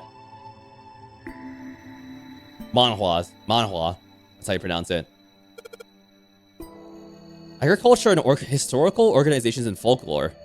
Hey, there's another one of those picture books here. Alright, what's gonna be the four-letter word this time? Something about these things feels kind of nice, you know? Brings back good memories. I guess even people like 7 were kids once. No shit, you little brat! Hey guys, cool it. Alright. I'm gonna take this picture book with me. Tales of Old Japan with a little, like, taiko drum there going on. Where that is? It's got, like, a magic wand on it. Okay. So, what's inside? Well, aren't you gonna open it? Pretty sure it's just gonna have pages inside, smart. Oh, whoa! Size. 5. That's a 5 right there. Size. Oh, Duolingo has AI shit? Oh, fuck. Okay. I mean, I expected that. I've heard of Influent. For the purpose of the vocab, there's a game called Influent that might help with learning the non-grammar parts of the language. Yeah. I mean, I have like a lifetime membership or a lifetime license, I guess, to Rosetta Stone because I got like forever ago. So like, I'm just gonna use that if I'm gonna use anything. Like that's good enough probably. I should install that app so I can like actually just fucking do that on the fly. Let's look at another pop-up book. This book has an S, an E, a dash, and a 5. SE5? Is this an Ace Attorney case? What is this?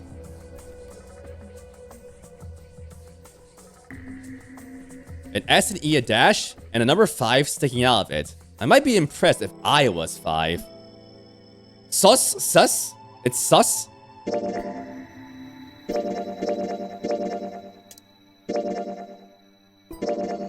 Okay.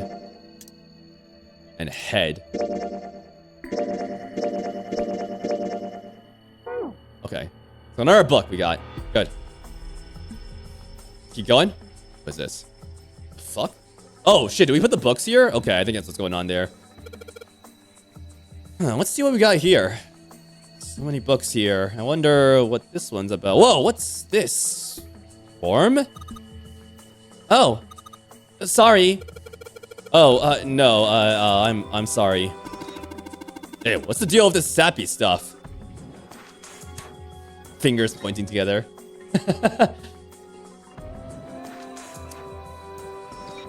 There are a bunch of books on folklore and myth here. Okay. Astronomy. Nice. This bookshelf has a sort of glass inlay. It's pretty big, but there are only 6 books on it. That seems kind of weird. Hey, looks like there's something on the bottom. Can't really see it though. The glass is all foggy. Okay, 6 number combination. I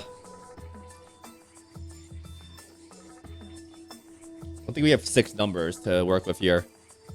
In the middle of the glass door is a cylinder lock. You know, the kind of lock where you rotate the numbers around until you've got the right ones to open it. What the hell is this? He just gave us the answer. Guess I might as well just give it a shot. What?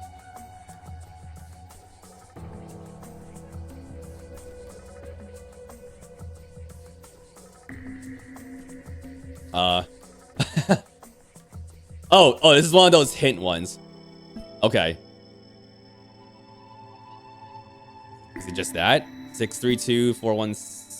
Oh, is that 9? Wait, hold on. No, that's 6. Oh, that's a 5 at the end. The blurriness is like fucked. Yeah, it has been a while. It's been a while since I've had this hint button here, but like the first time I saw this, like I thought it was like, okay, like you're giving up. Here's a hint. No, this is just the bottom. This is just would be on the like the bottom or top screen of the DS version of this game, right? I think like this will just be here for you to reference.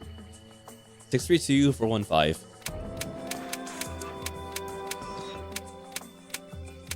Six, 3, 2, 4, 1, 5.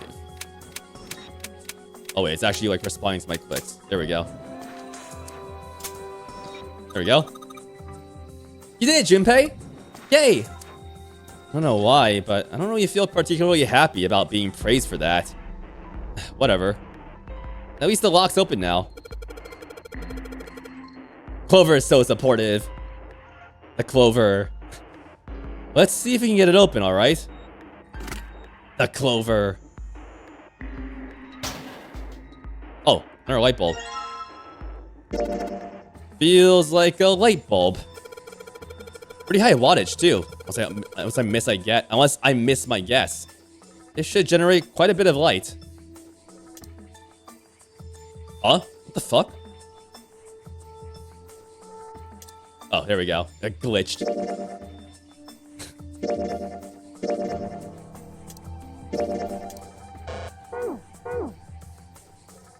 All 6 books seem to be pointing at the cylinder number lock. Okay. Any fake panels here? No? Okay, cool. So much shit down here. There are books here in all sorts of languages. Can't read them. Okay, so those are the foreign language books. This iron plate's bolted down. I don't think it's a door. It's just a wall. Yeah, I think what we gotta do is, like, we need the 3 books, right? And then we need the... Oh, we need the lights so it shines a projection on the bottom of the well here. Ah. So we need to find, like, one more light somewhere, I think. Yes. That's what it is. The question is, where's the last light? Because, I don't see it.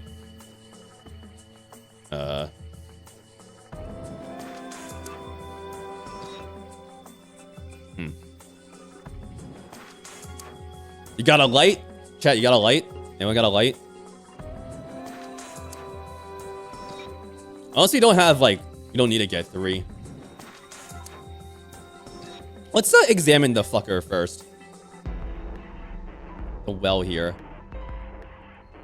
It's the scaffold for the top floor. Scaffold, never heard of her. It didn't rhyme at all. Okay, so let's take a look. There are dim lights on the floor. The dim lights are set at 3 points across the floor. There are 3 lights in this thing. They're not very bright, though. Hey, didn't we find some kind of really powerful light bulb earlier? Why don't you put it into one of those lights? Yeah. What's up, Slowpoke? So many shelves. There must be 999 books here. Yeah. There's actually like about 99,000 lights, or books rather. There are at least 9 books, at least. But if there are 3 lights, that means 3 light bulbs. There won't be much point unless you can replace all 3 bulbs. We need 3 light bulbs, huh? Okay, so we do need 3. And the books go here. Okay, so where the fuck is the last one? The real question here. Where is it? Where is it? Let's see. Where is it?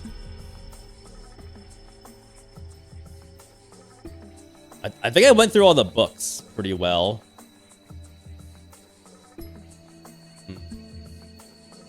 Lights to the books. Yeah, that's the hint for what's down there. Oh shit, is this new? Foundations of DNA and Genetic Engineering. Communications and Computer Science, huh? That's a pretty generic title. To be honest, it's so vague, I don't really know what it might be about. Communication and Computer Science. I guess like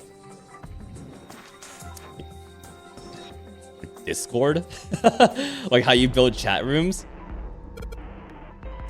Automated rather, robotic assembly line techniques. Huh. What's that? Some sort of comic book? Jeez, I guess boys really like that stuff, huh? No, you're thinking of a different sort of robot. This book is talking about automated machinery that's used to build things like cars. An overview of photochemistry. I think whoever set this up wanted us to see the cover, not the spine. Let's look at it, okay? Looks like there's a whole lot of space behind these books. Look, Junpei.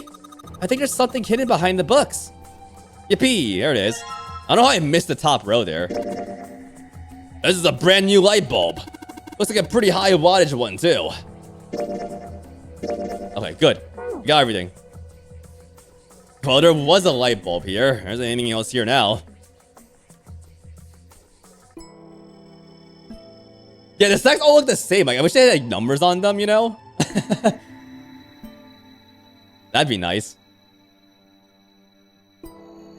Okay. Let's go back down. Which, I mean, did I miss anything else then if I missed that fucking top row?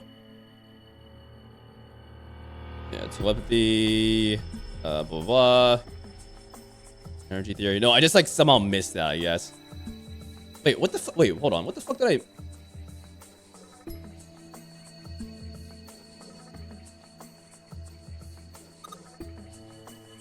Do you think we should hold hands where there aren't any handrails? Over. Over. Over. I'll be fine. I can feel vibrations in the floor that tell me where I am. That's not what I meant. Some parts of the junction have handrails and others don't. Yeah, degeneracy right there. Hand-holding degeneracy. Absolute degeneracy. Come on.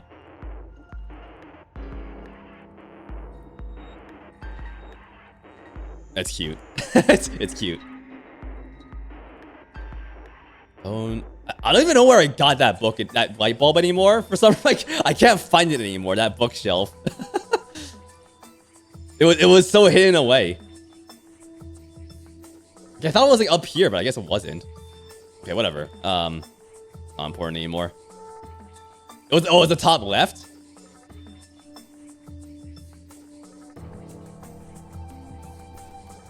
It was the top left somewhere. Oh, yeah, it was here. Okay. Yeah, okay. Jeez, Jesus Christ, it's so confusing. It's also confusing because, like, when you move around the rotunda, it shifts you, like, half a screen if you're, like, looking in reference to the books. That's a little confusing. Okay, here we go. Alright, so there are 3 lights in here. I'm gonna change these bulbs.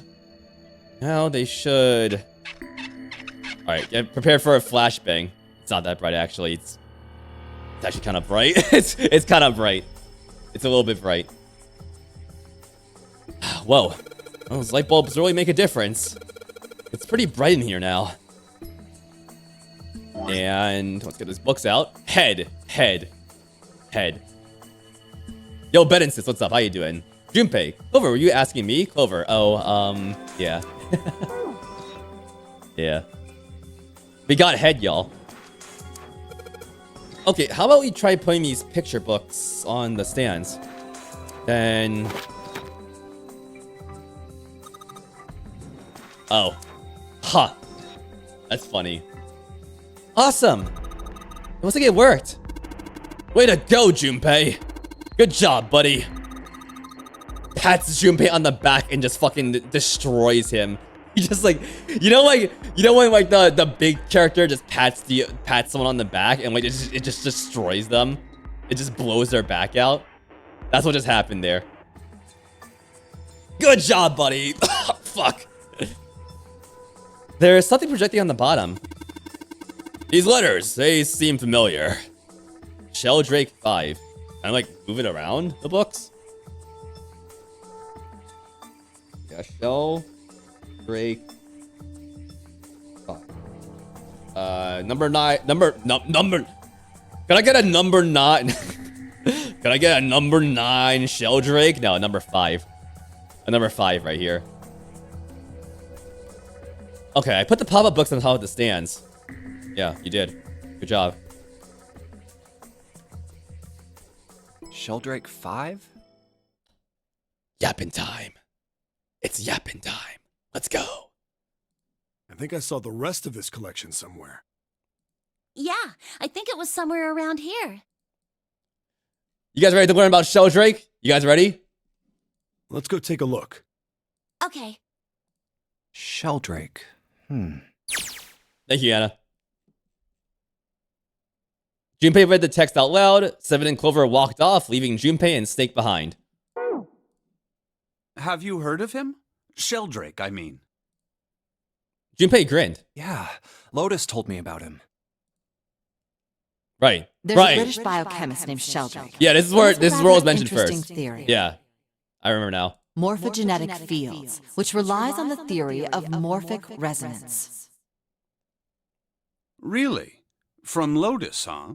Lotus of all people. Interesting. Well, Clover also said something to me about that stuff. She did? Yeah, what was it? That was, The ability to access a morphogenetic field Yeah. is affected by a couple of things. the whole thing about epiphany and danger. Those two aspects there. There we go. Everyone in chat be looking like a curious little ducky. Look at that. Look at those looking emotes. The first is epiphany, and the other is danger. That girl. I told her not to tell anyone. Really? You told her not to tell anyone about that? I told Clover. We got notes going on.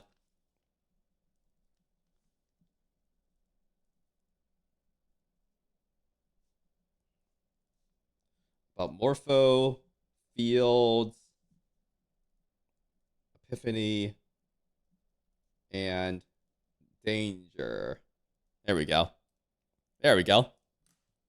Oh my god, Small of the raid. How you doing? What's up, Small? Welcome in. Hey, we are in a really deep part of 99 right now. Hello, everyone. What's up, Small? What's up, Pepper? Thank you for the support. Thank you for rating. I really appreciate it. Hello, everyone. Hope your stream went well. Outer Space Avocado, welcome. How you doing? I need the duck right now to act as like a spoiler guard. 1 second. Here, have this. Here we go. Yeah, let's cover up Snake here. Here we go. Yeah, there we go. Look at that. Thank you for the raid. Have a duck. There's your duck right there. Small wild quack. Thank you. There you go. Welcome in. How you all doing? I'm doing good. Chat, are we doing good? Are we having a good time? We're not going insane right now, right? Are we not? Are we going insane? Yeah, this game 999, part of the Zero Escape series. This game has been driving me fucking insane. I don't know if you've like stopped by for this, Small, or anyone who's rated Pepper Outer Space. But I have like, thank you for the quacks. I have like 9 pages of notes right now about this game. Like, this is a note-taking game right here. This is a game that involves at its very outer surface, it's a game where 9 people get locked on a ship and they have to play a death game to try and escape. There are numbered doors and they all have bracelets, and you have to like add up your bracelet numbers to go through the doors through making like digital routes and whatnot. This game is like brain chemistry like changing. The core gameplay is like you do escape rooms, you do puzzles, you figure out how to escape the room. It's a visual novel too, as much as it is a puzzle game. In fact, I think the visual novel aspect is like what you should really focus on. It is a visual novel with mini games in it, just like Ace Attorney, essentially. If you like Ace Attorney, you'll probably like this game. There's a lot of fan crossover between the Ace Attorney people, the Ghost Trick people, even Danganronpa and Zero Escape. Zero Escape being the series that this game is in. So, there you go. Yeah, if you like Danganronpa, you'll probably like this Outer Space Avocado. If you like Danganronpa, if you like Ace Attorney, I don't know what other games you'd compare this to. I think those are the 2 primary, like, okay, these are both like visual novels and whatnot, and stuff like that. So maybe you should finish this to Noob. Oh god, Noob still has to finish Ace Attorney, I think. But I think Noob would like this. I think so. In terms of like a review for this game, I can't say too much about this because like this is also one of those games where if you look up anything, you have fucking spoilers. So yeah, do not fucking Google this game. Do not. You'll be spoiled through the wiki. You'll be spoiled through the wiki. You'll be spoiled through the headlines of pages. You'll be spoiled through fan art. Just because you know Google Images will recommend shit and like it won't know what's a spoiler, obviously. It's like Ghost Trick. If you've played Ghost Trick, if you like Ghost Trick, it's the same thing. Like you know anything about the game, and it's like partially a spoiler. So, my non-spoiler review of this so far is if you like weird fucking facts, and if you also like well-written characters with good relationships between them, you'll probably like this. I don't know how much more I can say of this. Noob still has to finish a lot of games, ones that stopped her. Yeah, you know, absolutely. Pneumatic meat. You're absolutely right. You're absolutely right. You're absolutely right there. But yeah, there's my pitch for this game. I like when people raid, I have to like stop because of spoilers. So sorry to people who are watching, but raids are good. I like people who raid me because they support me. They like me, and that makes me feel good. But I am gonna continue the game. So if you are vaguely interested in this, I would say don't watch the stream. I know this is like self-sabotage in terms of like, oh, numbers, but like, don't watch it from like right now either, because it's not gonna make any sense, honestly. Like the point of the game we're in right now only works if you know what's been going on. That's what I think, at least. That's what I think, at least. It's up to you, though. It's up to you. Thanks for the raid. Thank you for the raid, Small. I saw you were doing backroom shit, right? Oh, God. It's been a while since I thought about the back rooms. Oh, Jesus Christ. Solo back rooms. Oh, like the game. Oh, that actually sounds fucking terrifying. Oh, my God. All right. I do want to try, there's like a new, like, co-op horror game in, like, fucking New York City, I think. Like, not in, like, actual New York City, but, like, it's, like, New York City, like, as the setting. I forgot what it was called. I want to try that, though. We'll see if we can answer your questions, Outer Space. Some questions, like, they've got it. With this game, with some questions you might ask, there's gonna be, like, a lot to explain. Like the explanation would take, like, a fucking hour, probably. So we might not be able to answer everything if you decide to stay. I do have a VOD channel, Pneumatic Beat. It's, here. theLuigiguy VODs on YouTube. I have been posting all of this game on the VOD channel. Like, this, on the VOD channel, the VODs for this game have been up to date 100%. So the last VOD you see of this game is, like, the last stream.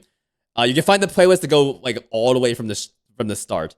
When I was more naive and unaware of the insanity of this game's creator, Uchikoshi, his name is. Same creator as the AI Somnium Files games. Yeah.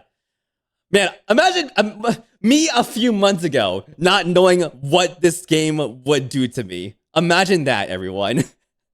I was a different Luigi back then. I was a different Luigi. All right.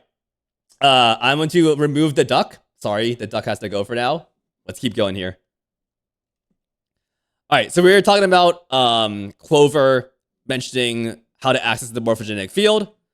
And she said that you need Epiphany and Danger to access it. And Snake's like, Clover, I told her not to tell anyone. You did? Why? This is the first game. The Zero Escape games are a trilogy. The next game is Zero Time. I think it's VLR, Virtue's Last Reward. I think I could be wrong. I don't know which one it's like first. But it's a trilogy basically. Well, and we are playing the first one that was released. I don't know if it's gonna do like weird timeline shit at some point, but like it's the first one that was released in the trilogy. Look, man, I didn't push it because we're in a hurry, but I'm kind of sick of this. How about you just tell me, okay? Tell you what? Don't give me that. About the experiment. Yes. Please.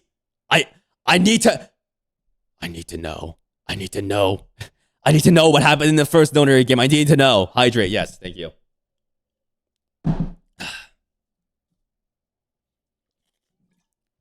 I'm dual wielding hydration today.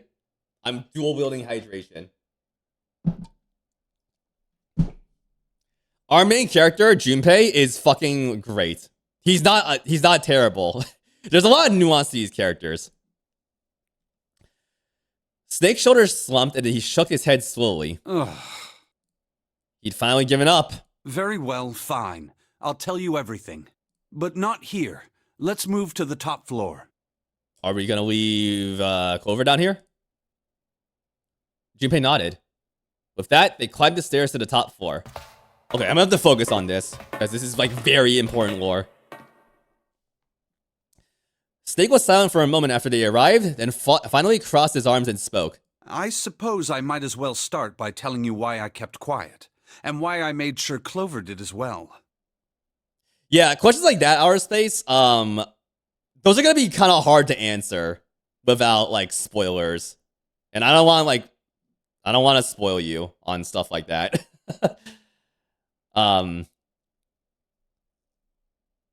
He's I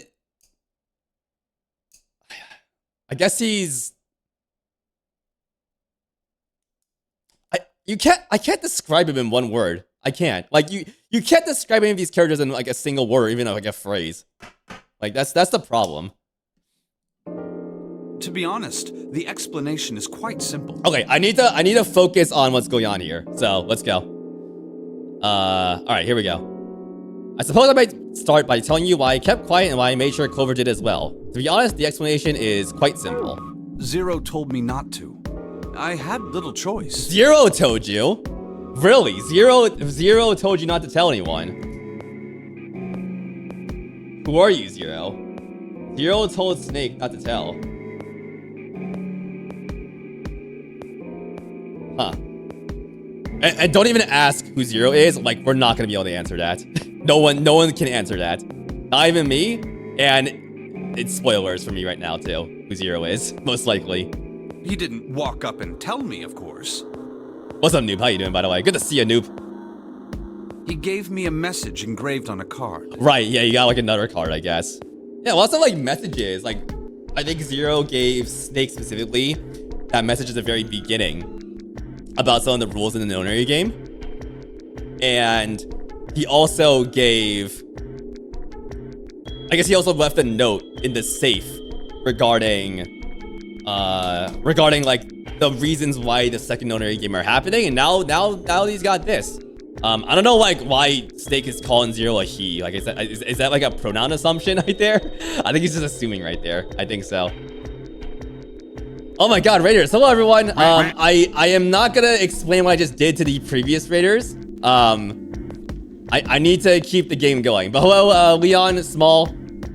Oh, Small rated in the other raid. It just combined the messages there. Sorry. Hello, Leon. Goromi, Lich, Dummoffs. Hello, Dummoffs. Yeah, thank you. Thanks for stopping by, everyone. Thank you. Matthew as well. Hello, Raiders.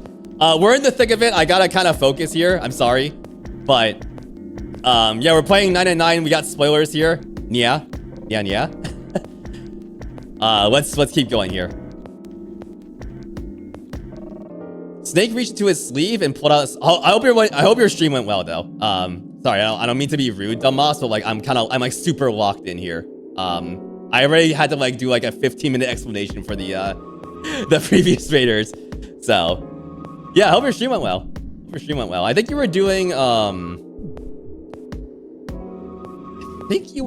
I saw your live message. Thank you, chat, for helping out with introducing the people coming in. I appreciate it. I think you were doing what the fuck were you doing? I don't remember.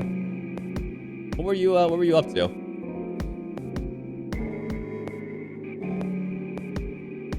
Flying Night? Flying Night. I've not heard of that. You're playing a bug game? Nice. That sounds fun.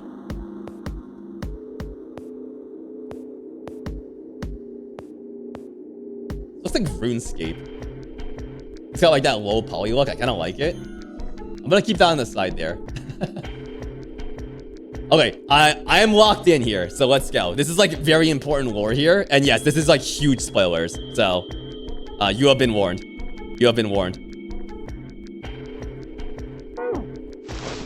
That's a Braille card. It looks just like the one you showed us earlier. So you had 2 cards. Right. Oh, don't play that. Thank you. No, only one. It's the same one? Huh? What do you mean? I thought that card just had some rules for the Nonary game on it. Yeah, that was the first card I was talking about. Yes, it did. And those were the rules I read you. However... Did you omit shit? Oh, Snake.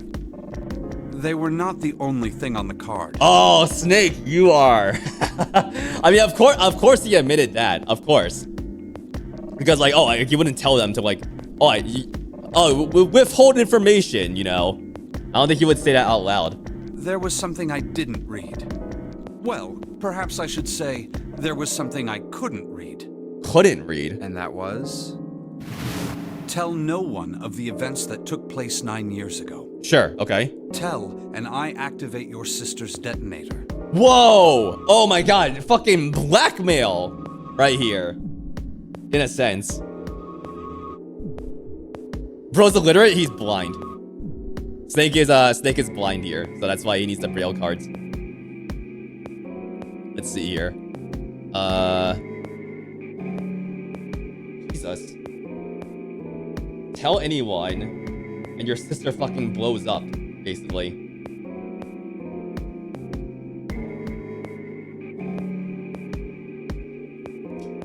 It's a threat on our lives. Yeah, it's supposed to be Braille, Noob. Yeah, it's Braille. God, imagine reading... Imagine reading fucking imagine trying to read punch cards with like touch. That'd be fucking terrible. Like you get like a billion paper cuts at the same time.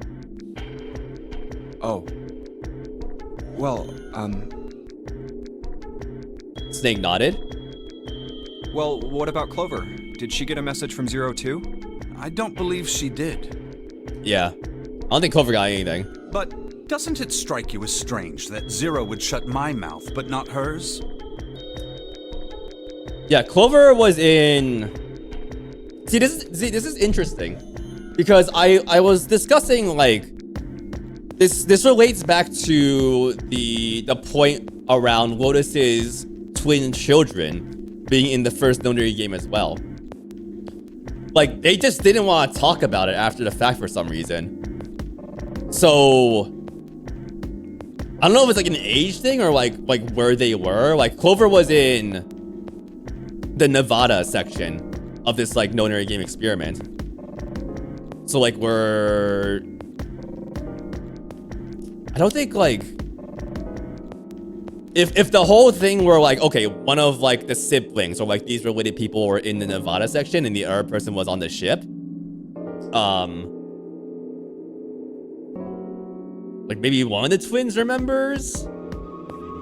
Like my thought right now is like, okay, like maybe people on the ship remember, but people on like in the Nevada section don't for some reason. It could also just be trauma. I was getting to that, Anna. Yeah, like it could just be like trauma for like a trauma response where you just don't want to talk about like fucking getting kidnapped, and like taking on this like I'm assuming it's death game because there has to be some sort of danger here to activate the morphogenetic field. It also was 9 years ago. I'm like, you know, Clover was baby too. So there's that. Yeah. So why did Zero shut up Snake versus Clover? There we go. To be on the safe side, however, I told her it was best not to tell anyone. Okay, sure. Still, apparently she told you. That girl. What's wrong with her telling me? I figured some stuff out with the things she told me. I figured out a lot more things beforehand too. T. I mean, it looks like the whole activate her detonator thing was just a bluff. She's prancing around downstairs happy as a clam now that you're back. Oh. Clover deserves it. I think knowing Clover was 9 really tries to tell him the evil of kidnapping these kids. She wasn't even double digits and she wouldn't be for a whole year. Yeah, like fucking like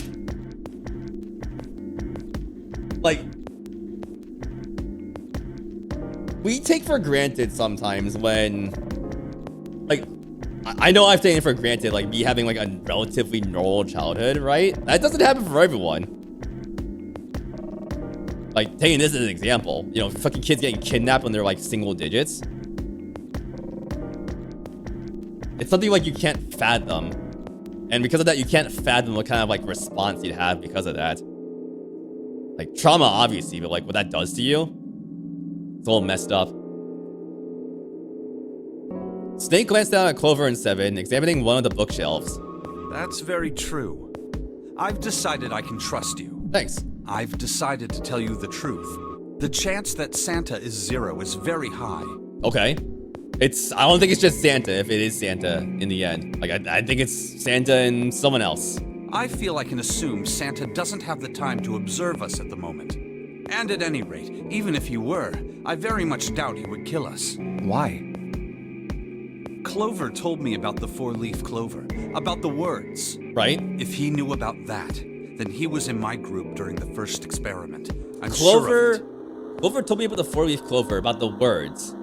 If he knew about that, then he was in my group during the first experiment. I'm sure of it. Right, okay. Okay. He wouldn't kill us. It's interesting. He was... Okay, so... that means that... Santa was in the ship group, right? I suppose.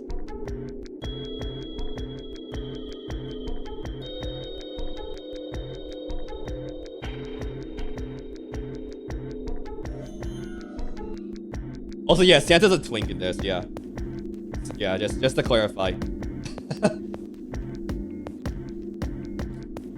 No matter what the situation was.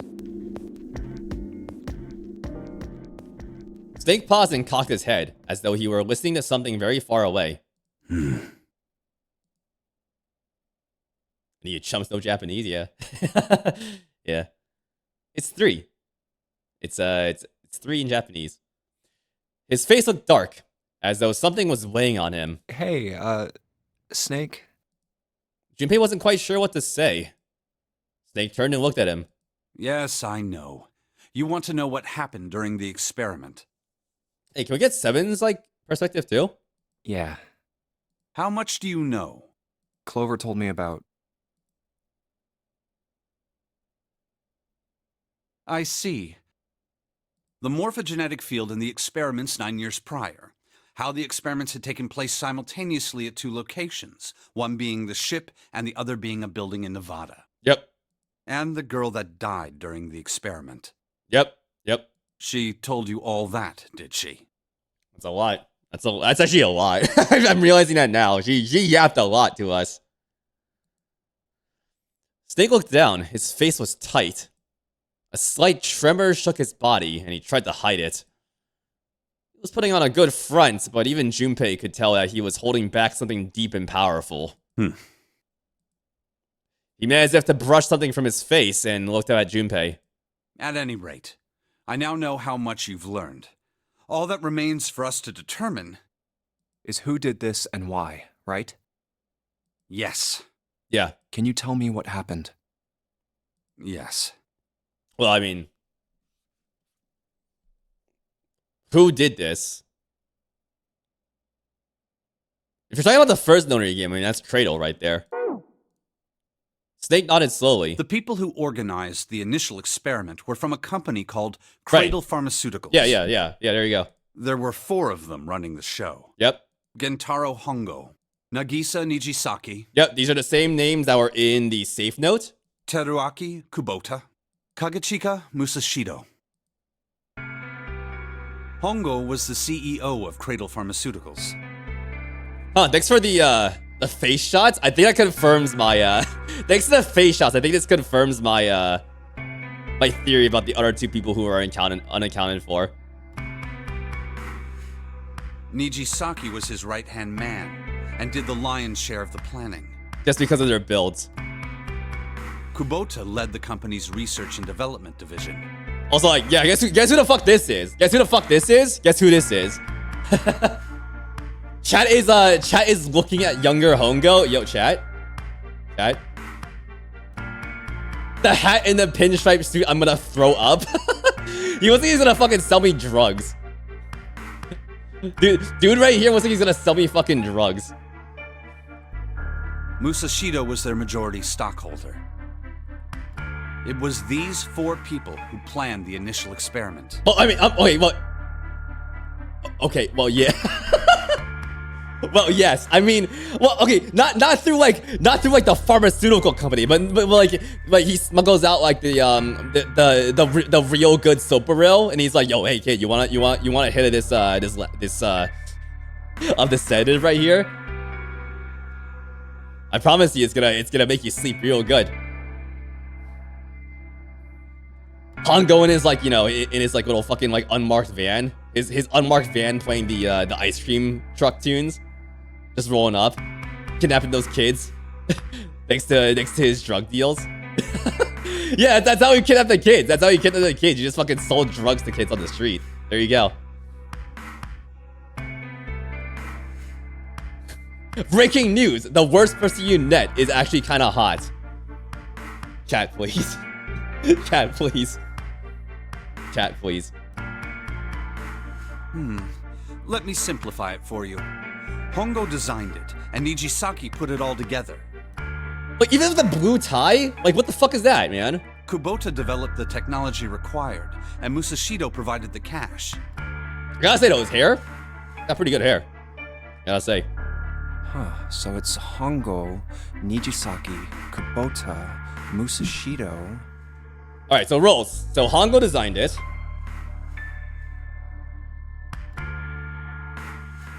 We're writing the first notary game credits right now on my notes. It's like credits for a movie. First notary game credits. Hongo did the game design. I guess Nijizaki was like the director, I guess. Put it all together.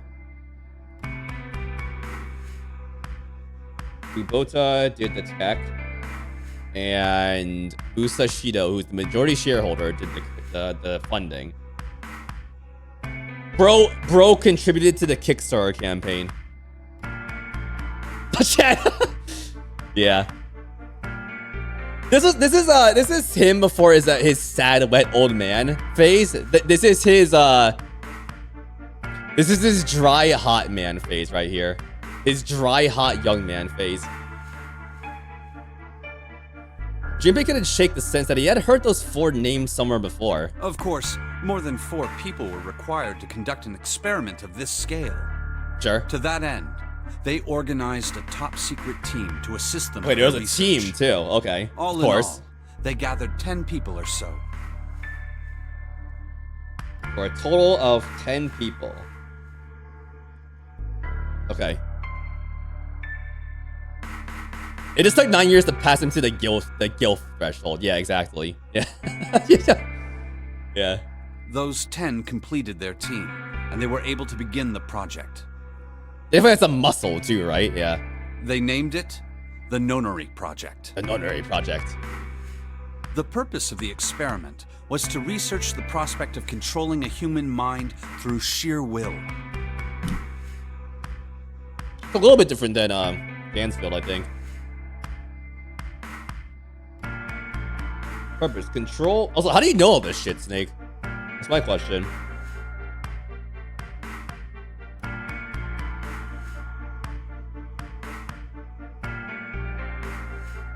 The vessel, I suppose you could say, for this control was the morphogenetic field. Sure. Huh. Why did the glycerin suddenly begin to crystallize?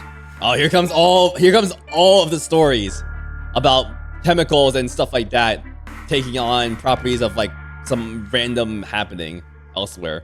Why did the crystal structure of EDT undergo a sudden change? Why did the rats improve their puzzle-solving skills with each generation? I remember all of these yaps like it was yesterday. Experiments with humans produce the same results.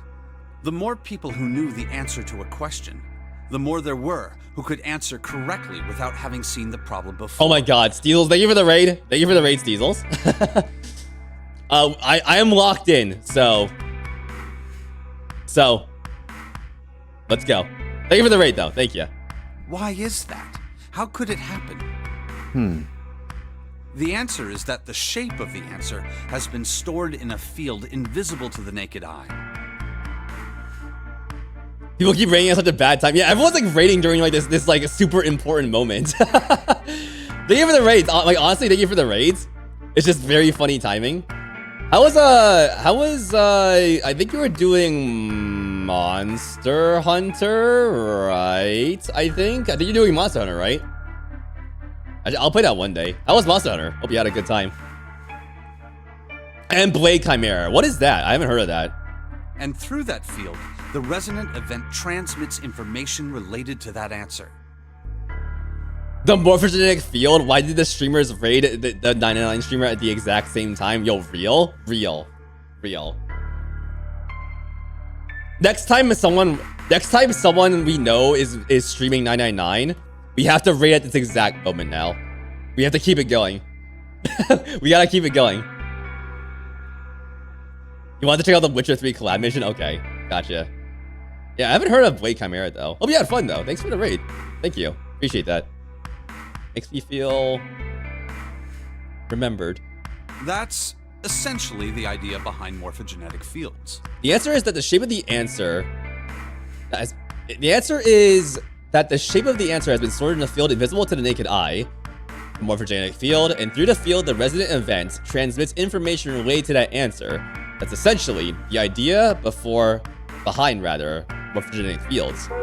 But that's just a theory. A game theory! Sorry.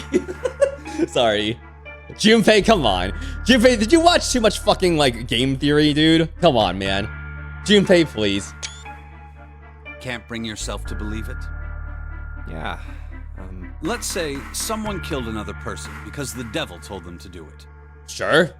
I mean, devil tells me to do that every day. In fact, let me just kill someone right now. Hold on a second. Okay, there we go. Whether the devil exists or not has no relevance to the murder. They believe the devil exists. Whether or not he does is immaterial. I didn't ban anyone. I didn't ban anyone. Don't worry. Whether the devil exists or not has no relevance to the murderer. They believe the devil exists. Whether or not he does is immaterial. So what matters here is that Hongo believed in the morphogenetic field. Right. That's right.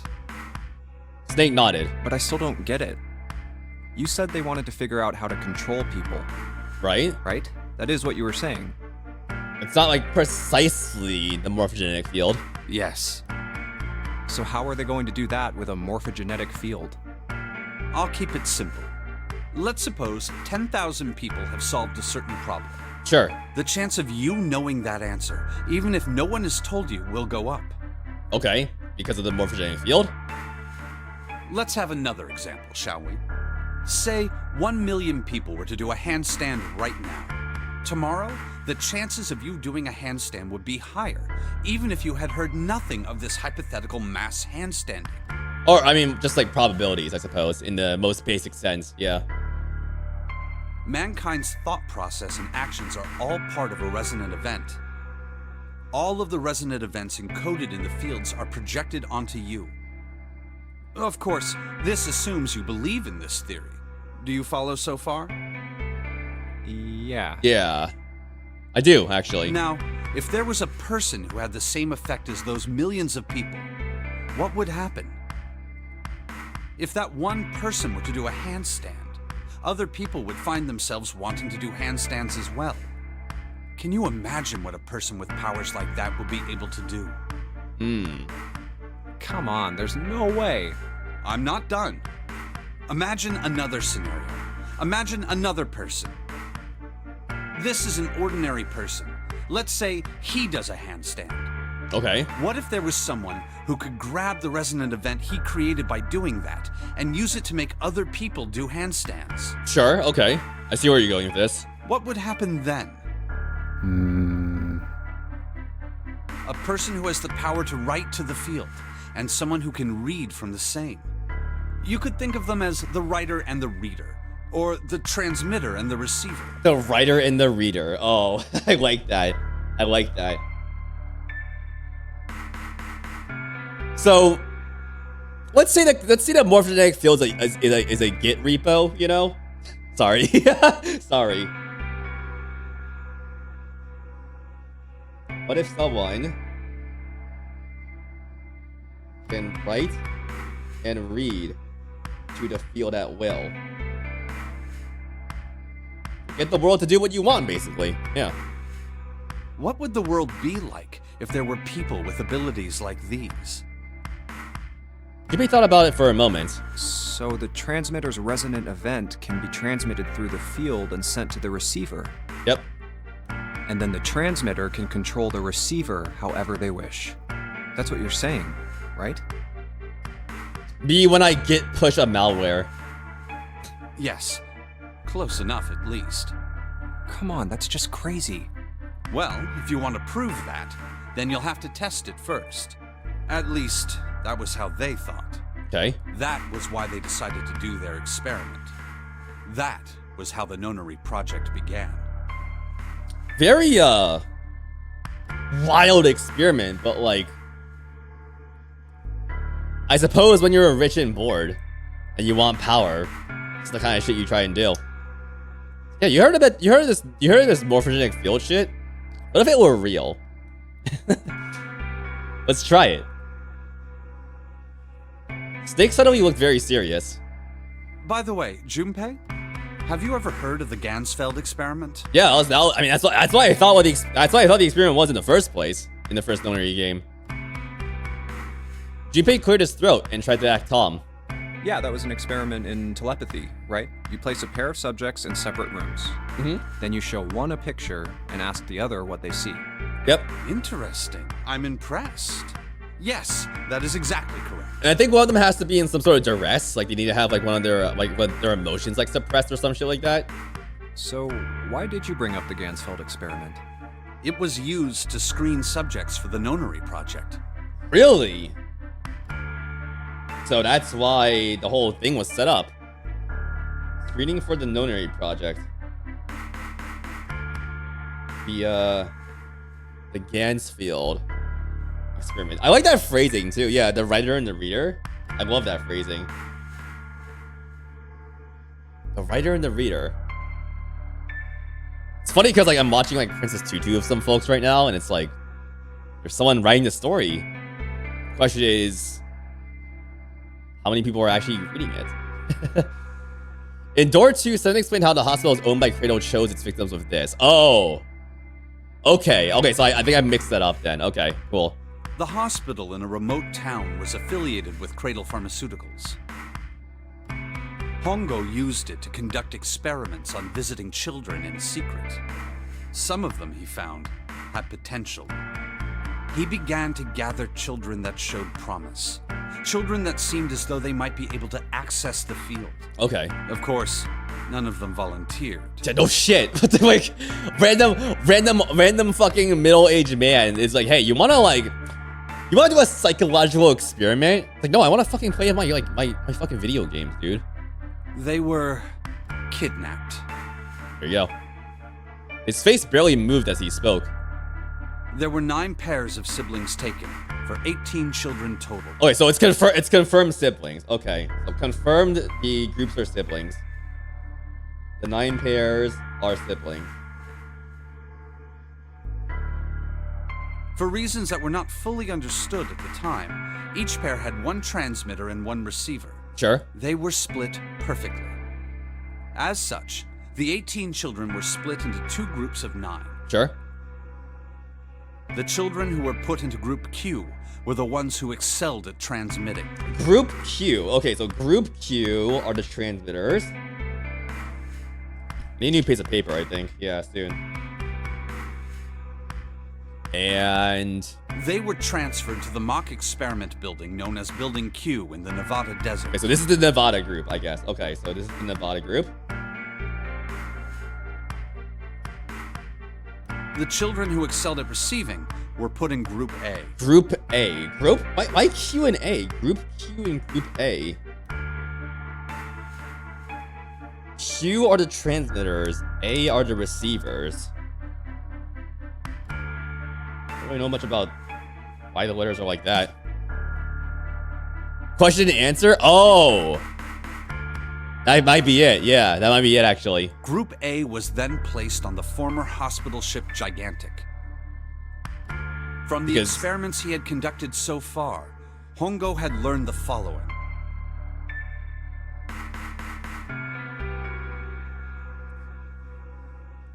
Because that's the group transmitting into the morphogenetic field, supposedly, and that's the other group that's receiving it. Yeah. Yeah. Questioning and answering. Questioning and answering. There we go. I think that sounds reasonable for Q&A, yeah. From the experience he had conducted so far, Hongo had learned the following. There are 2 things that can increase one's resonance with the fields. Okay, hold on. Give it up for page, let's see here. 1, 2, 3, 4, 3, 5, 6, 7. Give it up for page 8. We're on page 8, y'all. You're on page 8 of my notes. Page 8.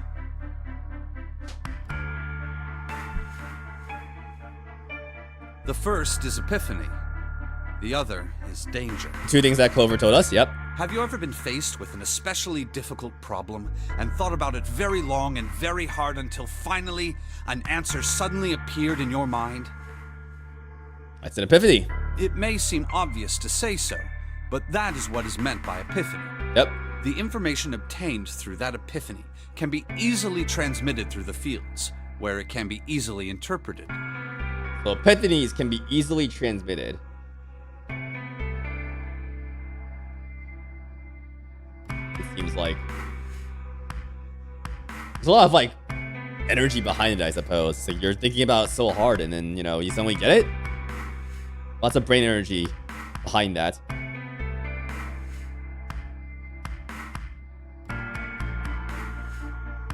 Adding danger to that equation allows for even easier field access. And then danger lets you access the field easier. That's because danger. where Hongo came in.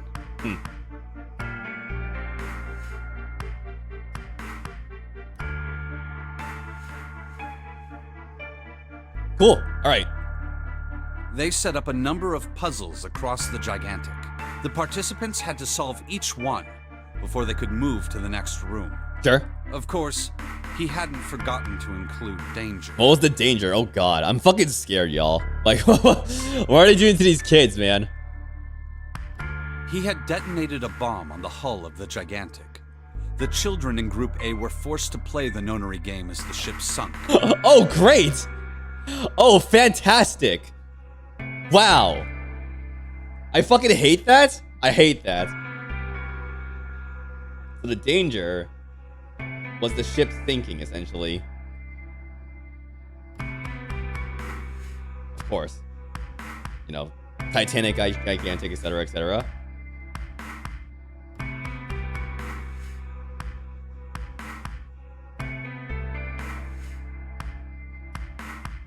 I mean, very similar to the time limit that we have now, By forcing the children into a life or death situation, Hongo hoped to increase the likelihood of their tapping into the field. Yeah, just like how we were woken up by a cabin flooring. Yeah, exactly. Or flooding, rather. The children from Group Q, on the other hand, were confined to the mock experiment building, Building Q. Took a nappy? Where are we now? We're still in the library, but we are in like a super important moment where Snake is explaining the first nonary game. Welcome back. Hope the nap was good. Building Q duplicated the interior and puzzles of the Gigantic exactly. Really? Okay, so Q was a duplicate. Building Q was a dupe of the Gigantic and the puzzles they put in there.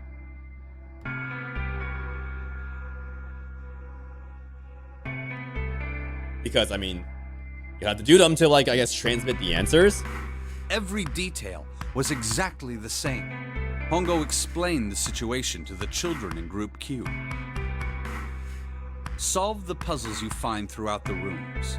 When you have the answers, transmit that information to the children in Group A. Right. If you succeed, they will be able to solve the puzzles and escape. But if you fail, then the Gigantic will sink, and your brothers and sisters will drown. That's so fucked up, man. That's so fucked up. Those were his orders. Do you know why the astronauts of Apollo 13 were able to return to Earth safely?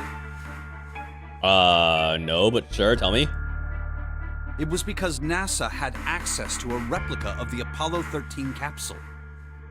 All of the equipment, the instruments, everything. All of it identical. Everything was just like the real Apollo 13. NASA was able to replicate the situation the astronauts found themselves in. By putting themselves in the same situation, they attempted to solve the problems the astronauts were dealing with. Interesting. I had to remember this, actually. Yeah. Once they found solutions, they reported their findings to the men aboard the actual capsule. That was how they were able to return safely. It was the same with the Gigantic and Building Q. The children from Group Q had to use the power of epiphany to solve the puzzles they found. This is very interesting. Given that we're also doing puzzles.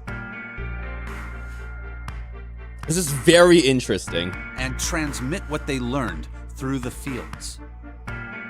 The children in Group A, however, they had to access the fields to learn how they might advance to the next stage. I'm thinking, y'all. I'm thinking. The rat inside my brain, the duck inside my brain is thinking.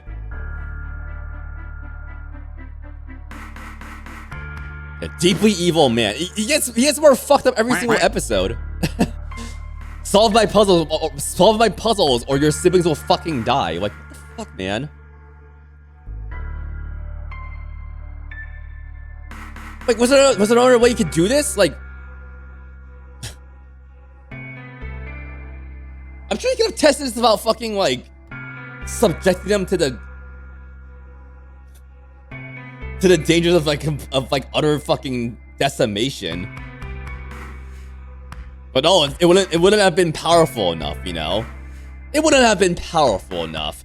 I had to put them in the most extreme situation for the betterment of science.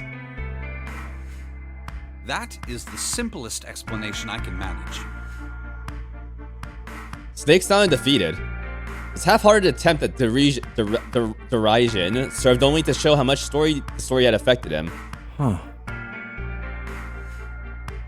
Job interviews in 2040 be like. Job interviews in 2040 be like, okay.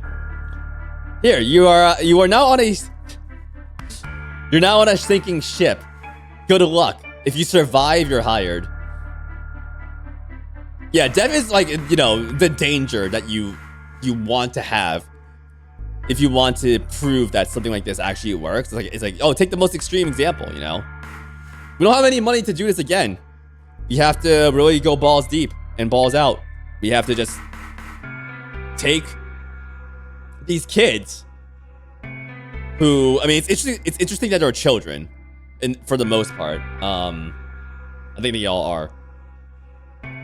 Because that's either because they were like, I think I said this at some point, but like, you know, kids not being burdened by like a lot of like life experience, you know? So their brains are, the brains of kids are more like an open slate in a sense. You know, like maybe that was a part of it too. It's like, hey, let's take these kids because, like, you know, they're impressionable. We can, and maybe that affects, like, if we take adults, maybe, you know, they'll be resistant to like the field because, you know, they're older, their brains don't work so good, right? And even in a sense, like they're less curious. Let's take kids because they're fucking, you know. They're the open slate for us. The blank canvas. Jesus. Hey, Junpei, Snake! How much longer are you two gonna sit around on those bony asses? Just because you're thick, dude, you don't have to say that, my guy. Come on. Get down here already! I know you're thick, Snake, or Seven, rather. I know you're thick, Seven, but sure. Thanks for the twink shaming.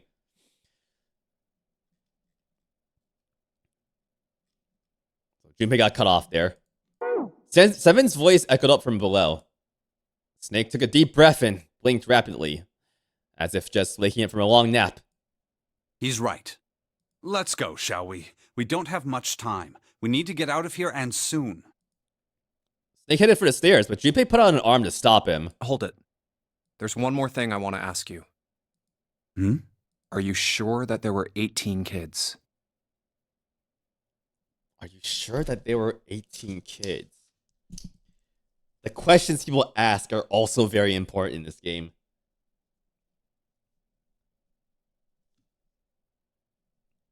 Are you sure there were 18 kids?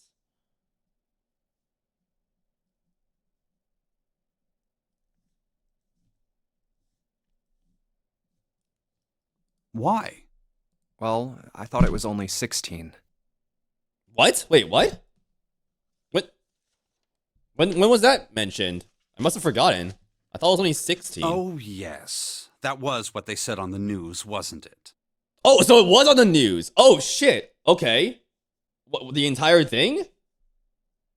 The news said 16. The news here in door 2. Okay, I completely forgot about that. Okay. In door 2. Okay. The news mentioned that 16 kids were kidnapped, and that's all. Okay, what the? When the fuck did I think 18? At any point. I guess because I like just doubled 9, I suppose. There was some info told by Seven. I don't think the number of kids was mentioned by Seven at the very inception of it. No, I think in my theory presentation I said there were 18 coffee. At some point I picked up on that somehow. I don't know how. I might have just made a mistake because of like the number 9. Yes, I have no doubt that 18 children were abducted and used in Hongo's experiment. Well, you can't put in no near game of only 8 people. Yeah, exactly. Yeah, exactly. Yeah, that's exactly what I'm saying. Yeah. After all, you couldn't exactly play a nonary game with any less, could you? Yeah, there, yeah, there we go. There you go. Hey, Anna, are you writing this dialogue? Well, yeah, but are you saying that the news got it wrong? Yes, I am. There were 2 more children. However, they had no relatives that I'm aware of. I imagine no one filed a police report when they went missing. 2 extra kids had no relatives. Really? According to Snake.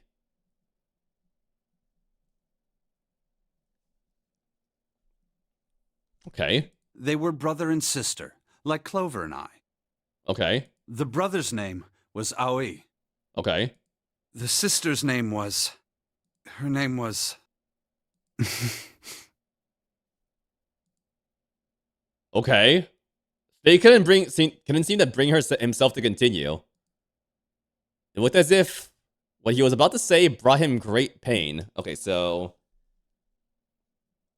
Aoi is the brother. Question mark is the sister. She's definitely the one that died. Definitely. That's what I think too, Bear meant. Because of the reaction here. Her name was Akane. Oh, shit! Oh, fuck! Okay, I guess he is gonna say it. Okay, yeah. I mean, that's what I was thinking, you know. Okay, so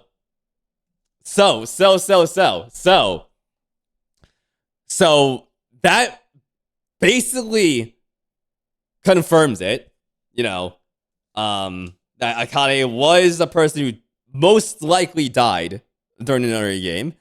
And that also means that Aoi is likely Santa's real name.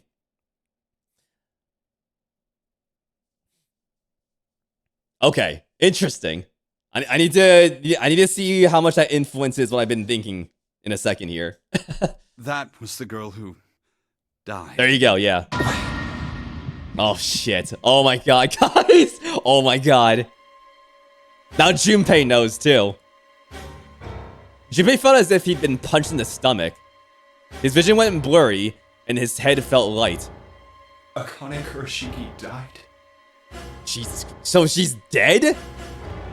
9 years ago? Yeah, so like, okay, so hold on, she's fucking dead? What? I never thought about the implications of that. Like, what the fuck? Then, who is June? No. It's impossible.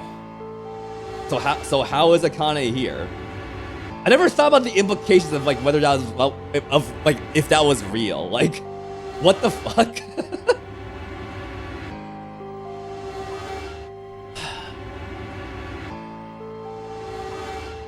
Puzzles and shit like that. Can't be true. Akane isn't that uncommon of a name. If Snake had known her last name, that's a different matter entirely. So they share a name. A lot of other people do too. It doesn't mean anything. And then Snake's about to say her last name.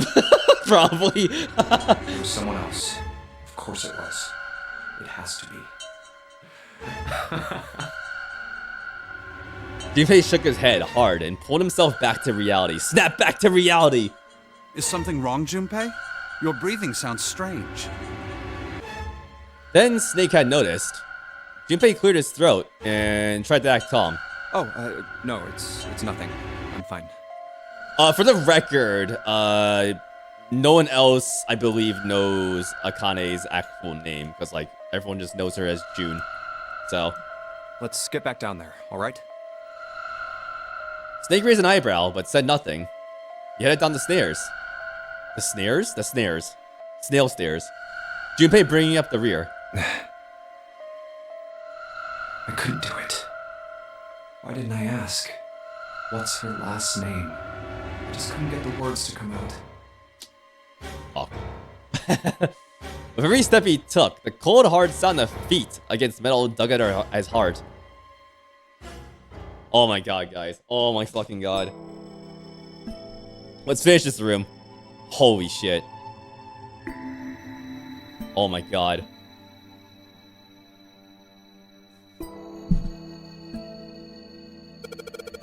Sheldrake, this is it. This is what the shadow picture was pointing to. But didn't it say 5 at the end of the shadow picture? Yes, I think we need to find the 5th volume. Button. Oh, would you look at that? There's a big red button behind this book. Guess we should press this button.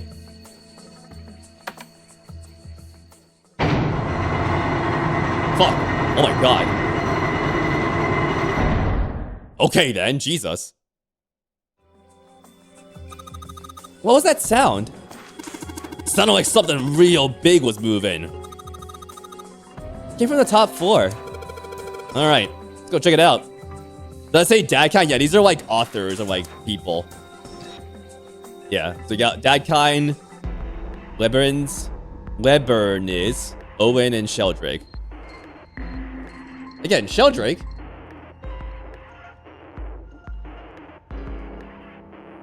Is the last name of Rupert Sheldrake. Basically the father of this whole morphogenetic stuff.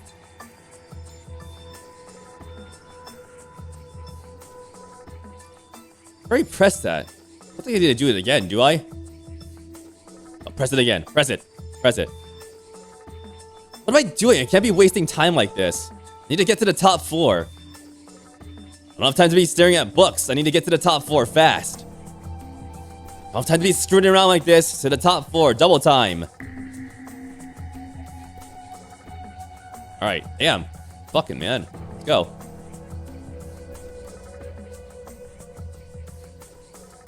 Alright. Let's go. Not fucking around. I guess these opened up, huh? Like, is it like, are these 2 doors? Yeah, these are 2 doors, right? 13, 14, 10, 13. This looks like an output monitor. I bet the letters you type in the keyboard will show up here. What numerals on the wall? That'd be a hint of some sort. XII, XIV. Oh, Final Fantasy 14 reference. X and XII.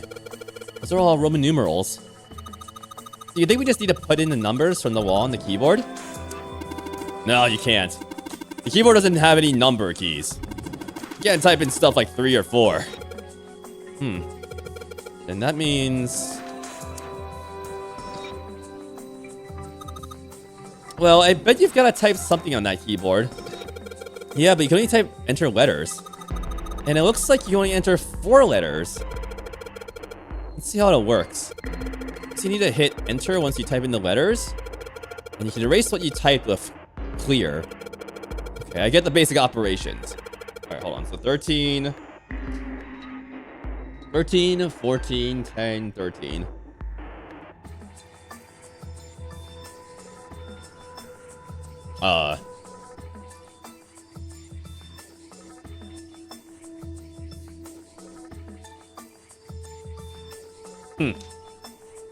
Interesting.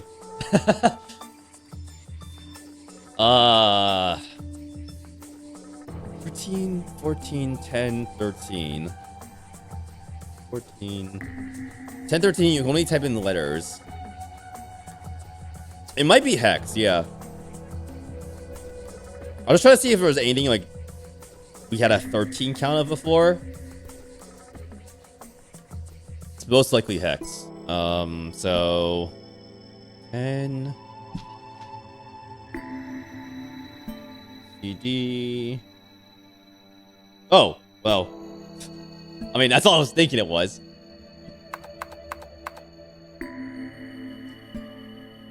$13 in hex is D. 14 in hex is E. 10 in hex is A. 13 in hex is D. There you go. Yippee!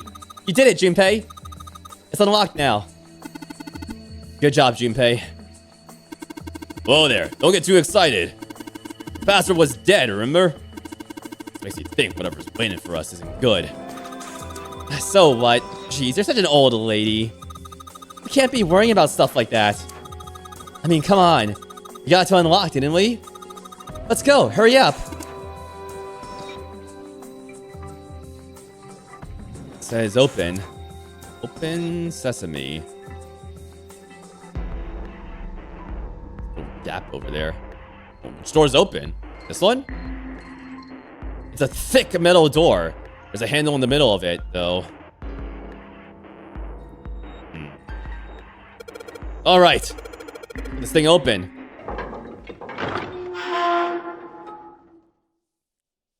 After an appropriate amount of time in the library, we did it. And holy shit. Holy fuck. Guys, holy fuck. Holy fuck. So, yes, we found it. Thank you, chat. Thank you. So Akane is actually fucking dead.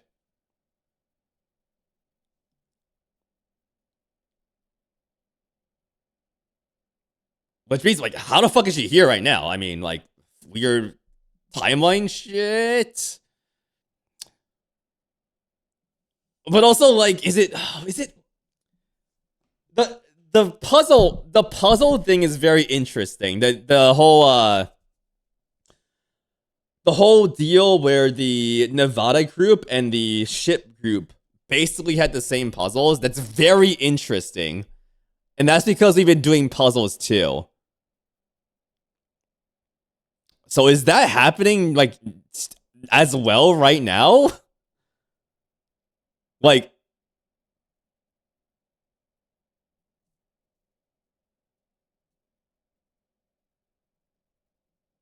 someone somewhere else is morphogenetically giving us, like, the answers. But also, like, we're getting these, like, epiphanies.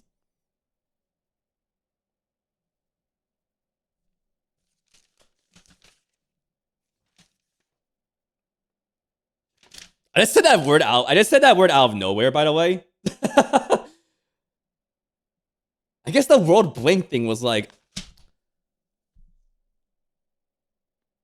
that was from an epiphany from the other person also playing this game. And then we got that, like, in our heads through the morphogenetic field or something like that.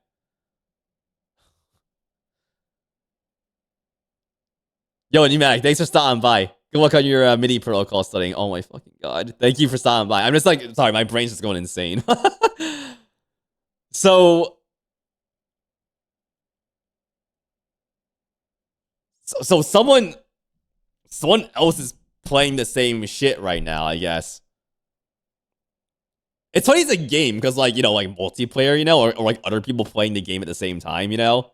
Even if it's like single player. That's fucking wild. Oh my god, okay. Okay. The door opened and Junpei and the others leapt through it. Alright, this is the next. Just as Seven was about to finish his sentence. Oh shit, oh fuck, I lost track of time. Oh my god. Hello, 8:22 p.m. Yeah, I should probably stop soon. Their attention was drawn to the clang of metal on metal ringing out behind them. Ugh, the door! Oh, I should have propped it. Fuck. Forgot this time, Seven. Also, model ship right there. You see that? They spun around.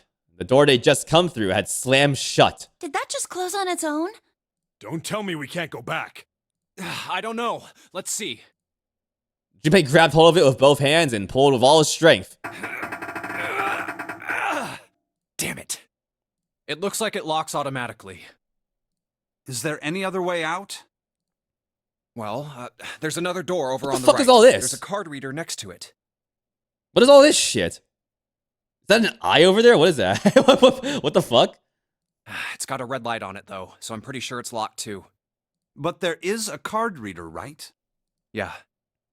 Then perhaps if we find a key card, we could open the door and leave? Yeah, I guess this is trash, yeah. Well, yeah, that might work, but... Hey, wait a minute. Are you saying we're gonna have to search through this room for one little card? Yeah. I mean, I've searched for worse. Like, I freaking, I spent like an hour looking for keys. My keys. And they were like, where the fuck were they? Oh yeah, I left them like in the washer, and they got like wedged between like a fucking piece of plastic in the washer somehow. That's ridiculous. Man. Take a second look at the room they'd found themselves in. What the fuck? What is all this shit? Is that one of the? Oh yeah, it's one of the like the. I don't know if it's like one of the body parts from like the body swapping part swapping thing, but like there's a head right there. Are these like prototype reds and deads and other shit? Like I see like a red or a dead here. It was filled with piles upon piles of all manner of things. I thought this like what's the red buttons too? What is that? The only word that could describe it was chaotic. It's like a tornado had passed through, followed by a giant who had picked up and shaken the entire room a few times. Looks that way. Junpei's heart fell. No way. For real? That is not a lot of shit. I'm just gonna say. You can get through this in like I don't know, like 20 minutes tops. Like come on. Clover and Seven looked as though they were about to cry. Well, we can sit down and wait to die, if that's what you prefer. I rather doubt that, however, so it would be wise to start looking. We haven't much time. Let's find that key card. Oh, and the Neptune key as well. Right, we still need that for the other room. We won't be able to get through the hallway without it. All right then, let's begin. All right. This is what we're doing tomorrow, huh? We're going through trash. We're going through trash. All right. The study. Also, new song. Banger. I hear it's doing something very funny. What is that? It's like a reverse Hahoge. You're going to bed right now. All right, sounds good, Pyramid. Thanks for stopping by. I know it's very late for you. Thank you for hanging around. Thank you. Thank you. All right, you fucking gremlins. We're doing this tomorrow. Thanks for stopping by, everyone. Holy shit. Holy shit. I'm like, I don't know why I didn't think of like the implications of Akane being dead, but like, what the fuck? I don't even know like what's happening now. Because like Akane is here. Akane is here. I'm gonna save you. Thank you. Like Akane is here right now. Like on the other route with Santa and all that. That the whole thing where like the games were replicated in the first Unreal game, that is gonna be I think that's relevant. I think that's gonna be super relevant here. Like we're doing these puzzles, but like this is fucking okay. So wait, crack theory, like in relation to the whole thing, where like okay, like remember when Lotus was talking about like the thing where the concept where like you're reading your memories from like someone else or whatever that was. I'm kind of drawing from that and thinking like,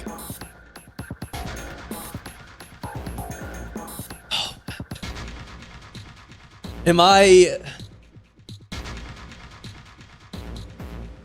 the one tapping into the morphogenetic field for Junpei here? Like now it's a matter of perspective, I feel like. Like the separation.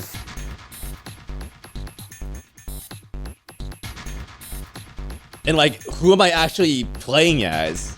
You know? Because of like the sender receiver thing. Like if Junpei's the receiver, like I'm the sender? And if it's not me, the player who's the sender, then who is it?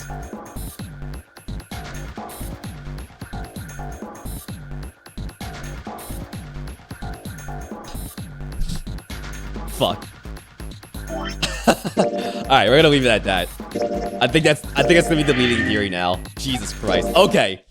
Thanks for stopping by. Holy fuck. Oh, let me look at the flowchart. 1 second. I'm gonna actually do that, and I can like, you know, like pull it for the graphic. Let's see here. Oh my god. Oh my god. How is there how is there still this much? How is there still this much? Like, I'm already going insane. How is there still this much to go? Like, okay, there's more first notary game history, and then there's the whole like, I guess what happened to Akane, yeah, the Hugh board. Like that Rabbit Hutch story has had to go somewhere from there too, as well. So there's probably gonna be a bit of that. And then, like, whatever the finale is gonna be. Fuck. Okay. Thanks for stopping by. We're gonna be back tomorrow for more of this. Tomorrow at the same time, 4 p.m. Eastern, 4:30 p.m. Eastern, 1:30 p.m. Pacific, 9:30 p.m. GMT. We're gonna finish this rooming, and we're gonna figure out what's next after this. That's pretty much the deal here at this point. We are full steam ahead on the ending for 999. I hope everyone's enjoying the playthrough. I hope so. Thanks for hanging around all this time to watch me play this game. I hope you're enjoying it. I hope I'm doing the playthrough, the game, a good service, you know. I always like giving back to communities and whatnot, and you know, enhancing the game experience in some way. So I hope I'm doing that, and I hope you're all enjoying the playthrough. And thanks for stopping by. Again, it's time that people are taking out of their day to watch me, so I cannot ask for anything more. Time is very important to people, so thank you. Thank you. Let's see who's live. Oh, let me give you some ducks too. Let's see here. I thought I had something else to say as well, but I fucking forgot. Oh yeah, PDF, I'm gonna transcribe that tonight. I'm not gonna get the latest notes in, but I maybe should actually, so I might scan that in and just append it to the PDF. I'll try and release that before the start of stream tomorrow, just so people can like kind of scan through that and be like, he who, okay, look at what this dude is writing down. He's writing down the funniest things. It's mostly just game notes. I don't think there's like too many surprising things in there, but I figured just for preservation's sake, we keep tabs on that. So I'll be working on that tonight. Big week next week, by the way, for streams. Rift of the Necrodancer is gonna be out next week. I'm gonna probably stream that. When is that out, actually? Rift of the Necrodancer. Is that Wednesday or Thursday? It's Wednesday. Okay, Wednesday stream of Rift of the Necrodancer. We're gonna play that day one. Civ 7, I'm gonna be streaming on Friday as well. 2 big games. I'm super excited for these 2 games. Holy shit. Yeah, so big week next week. Rift of the Necrodancer, Civ 7, and also more of this. Still deciding if I'm gonna do 2 streams of this next weekend. I'm not entirely sure, but I'll keep you posted on that. Thank you for stopping by. Thank you. Thank you for the raids, by the way, from Small. Thanks for hanging around too. That is rare for raiders. Thank you. For people hanging around for the raids, that's always a rare treat for the streamer. So thank you for hanging around. If you thought this game looked cool and you hung around for this and you don't know this game, play it. I don't want this stream to spoil any future experience you have with this game. I'd say play it on your own, please. Please. Thank you, Steezels, for the raid as well. Thank you, Steezels. And thank you, Dumb Moss, for the raid as well. Thank you to all 3 of you. Really appreciate that. Let me give you a duck. Let's see here. Oh, have this too. This is like random, but I found a fucking degenerate humping a tree. You guys want to see him? Here.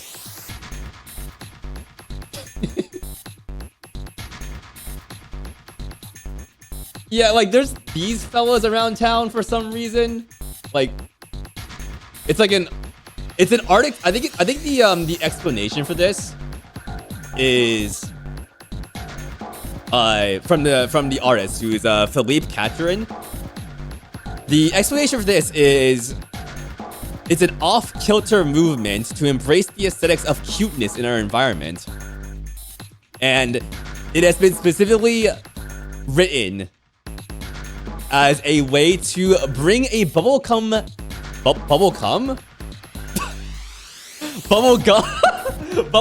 wow, holy shit. That was a mispronunciation and a half.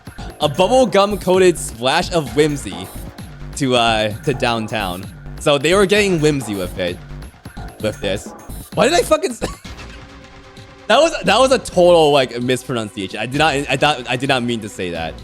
I'm sorry. So yeah, this is all about whimsy. There you go. The whimsy.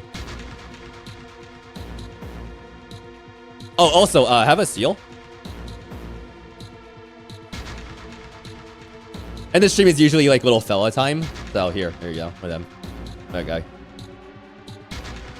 Seal's just chilling. Akane be serving?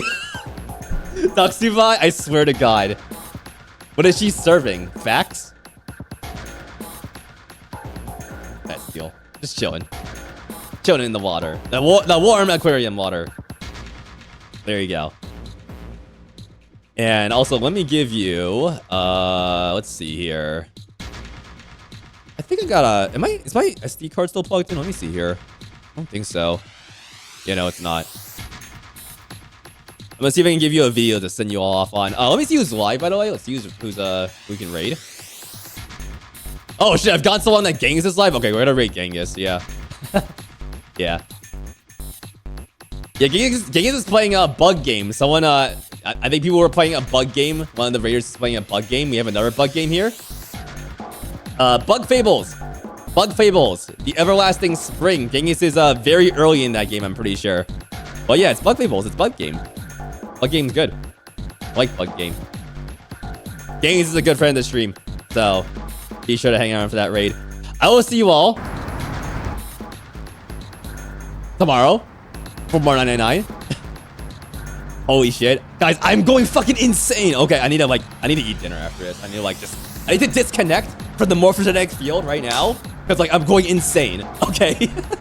Yeah, let me start this raid. Thank you for stopping by. Let me get my shills here. Oh, let me see if there's any art actually. Hold on.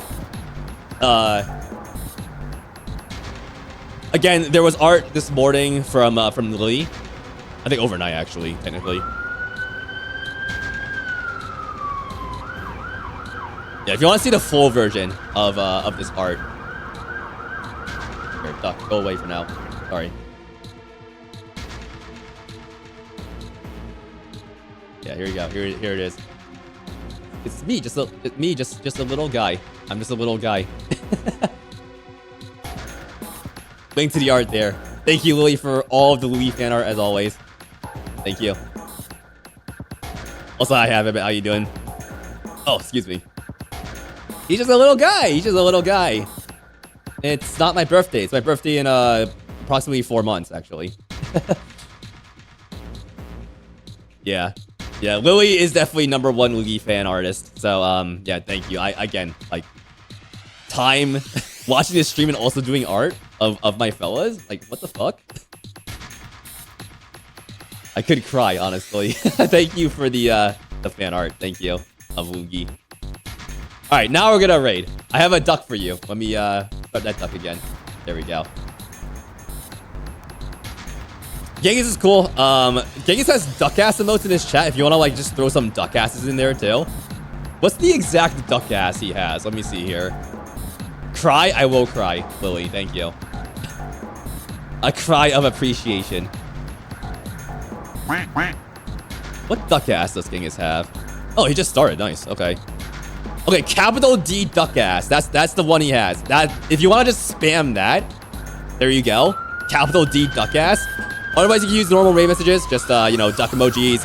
If you can't think of a duck-related raid message, you can copy one of the ones in the raid command there. If you're sub to me, you can use the one with the squishy emotes. it will show up like this. Alright, I will see you back here tomorrow. It's gonna be just another sleep until we go even more insane in this game. So I'll see you next time. Have a good one. Big week next week. Big week day tomorrow. We're fucking insane. See you next time. Thank you, everyone.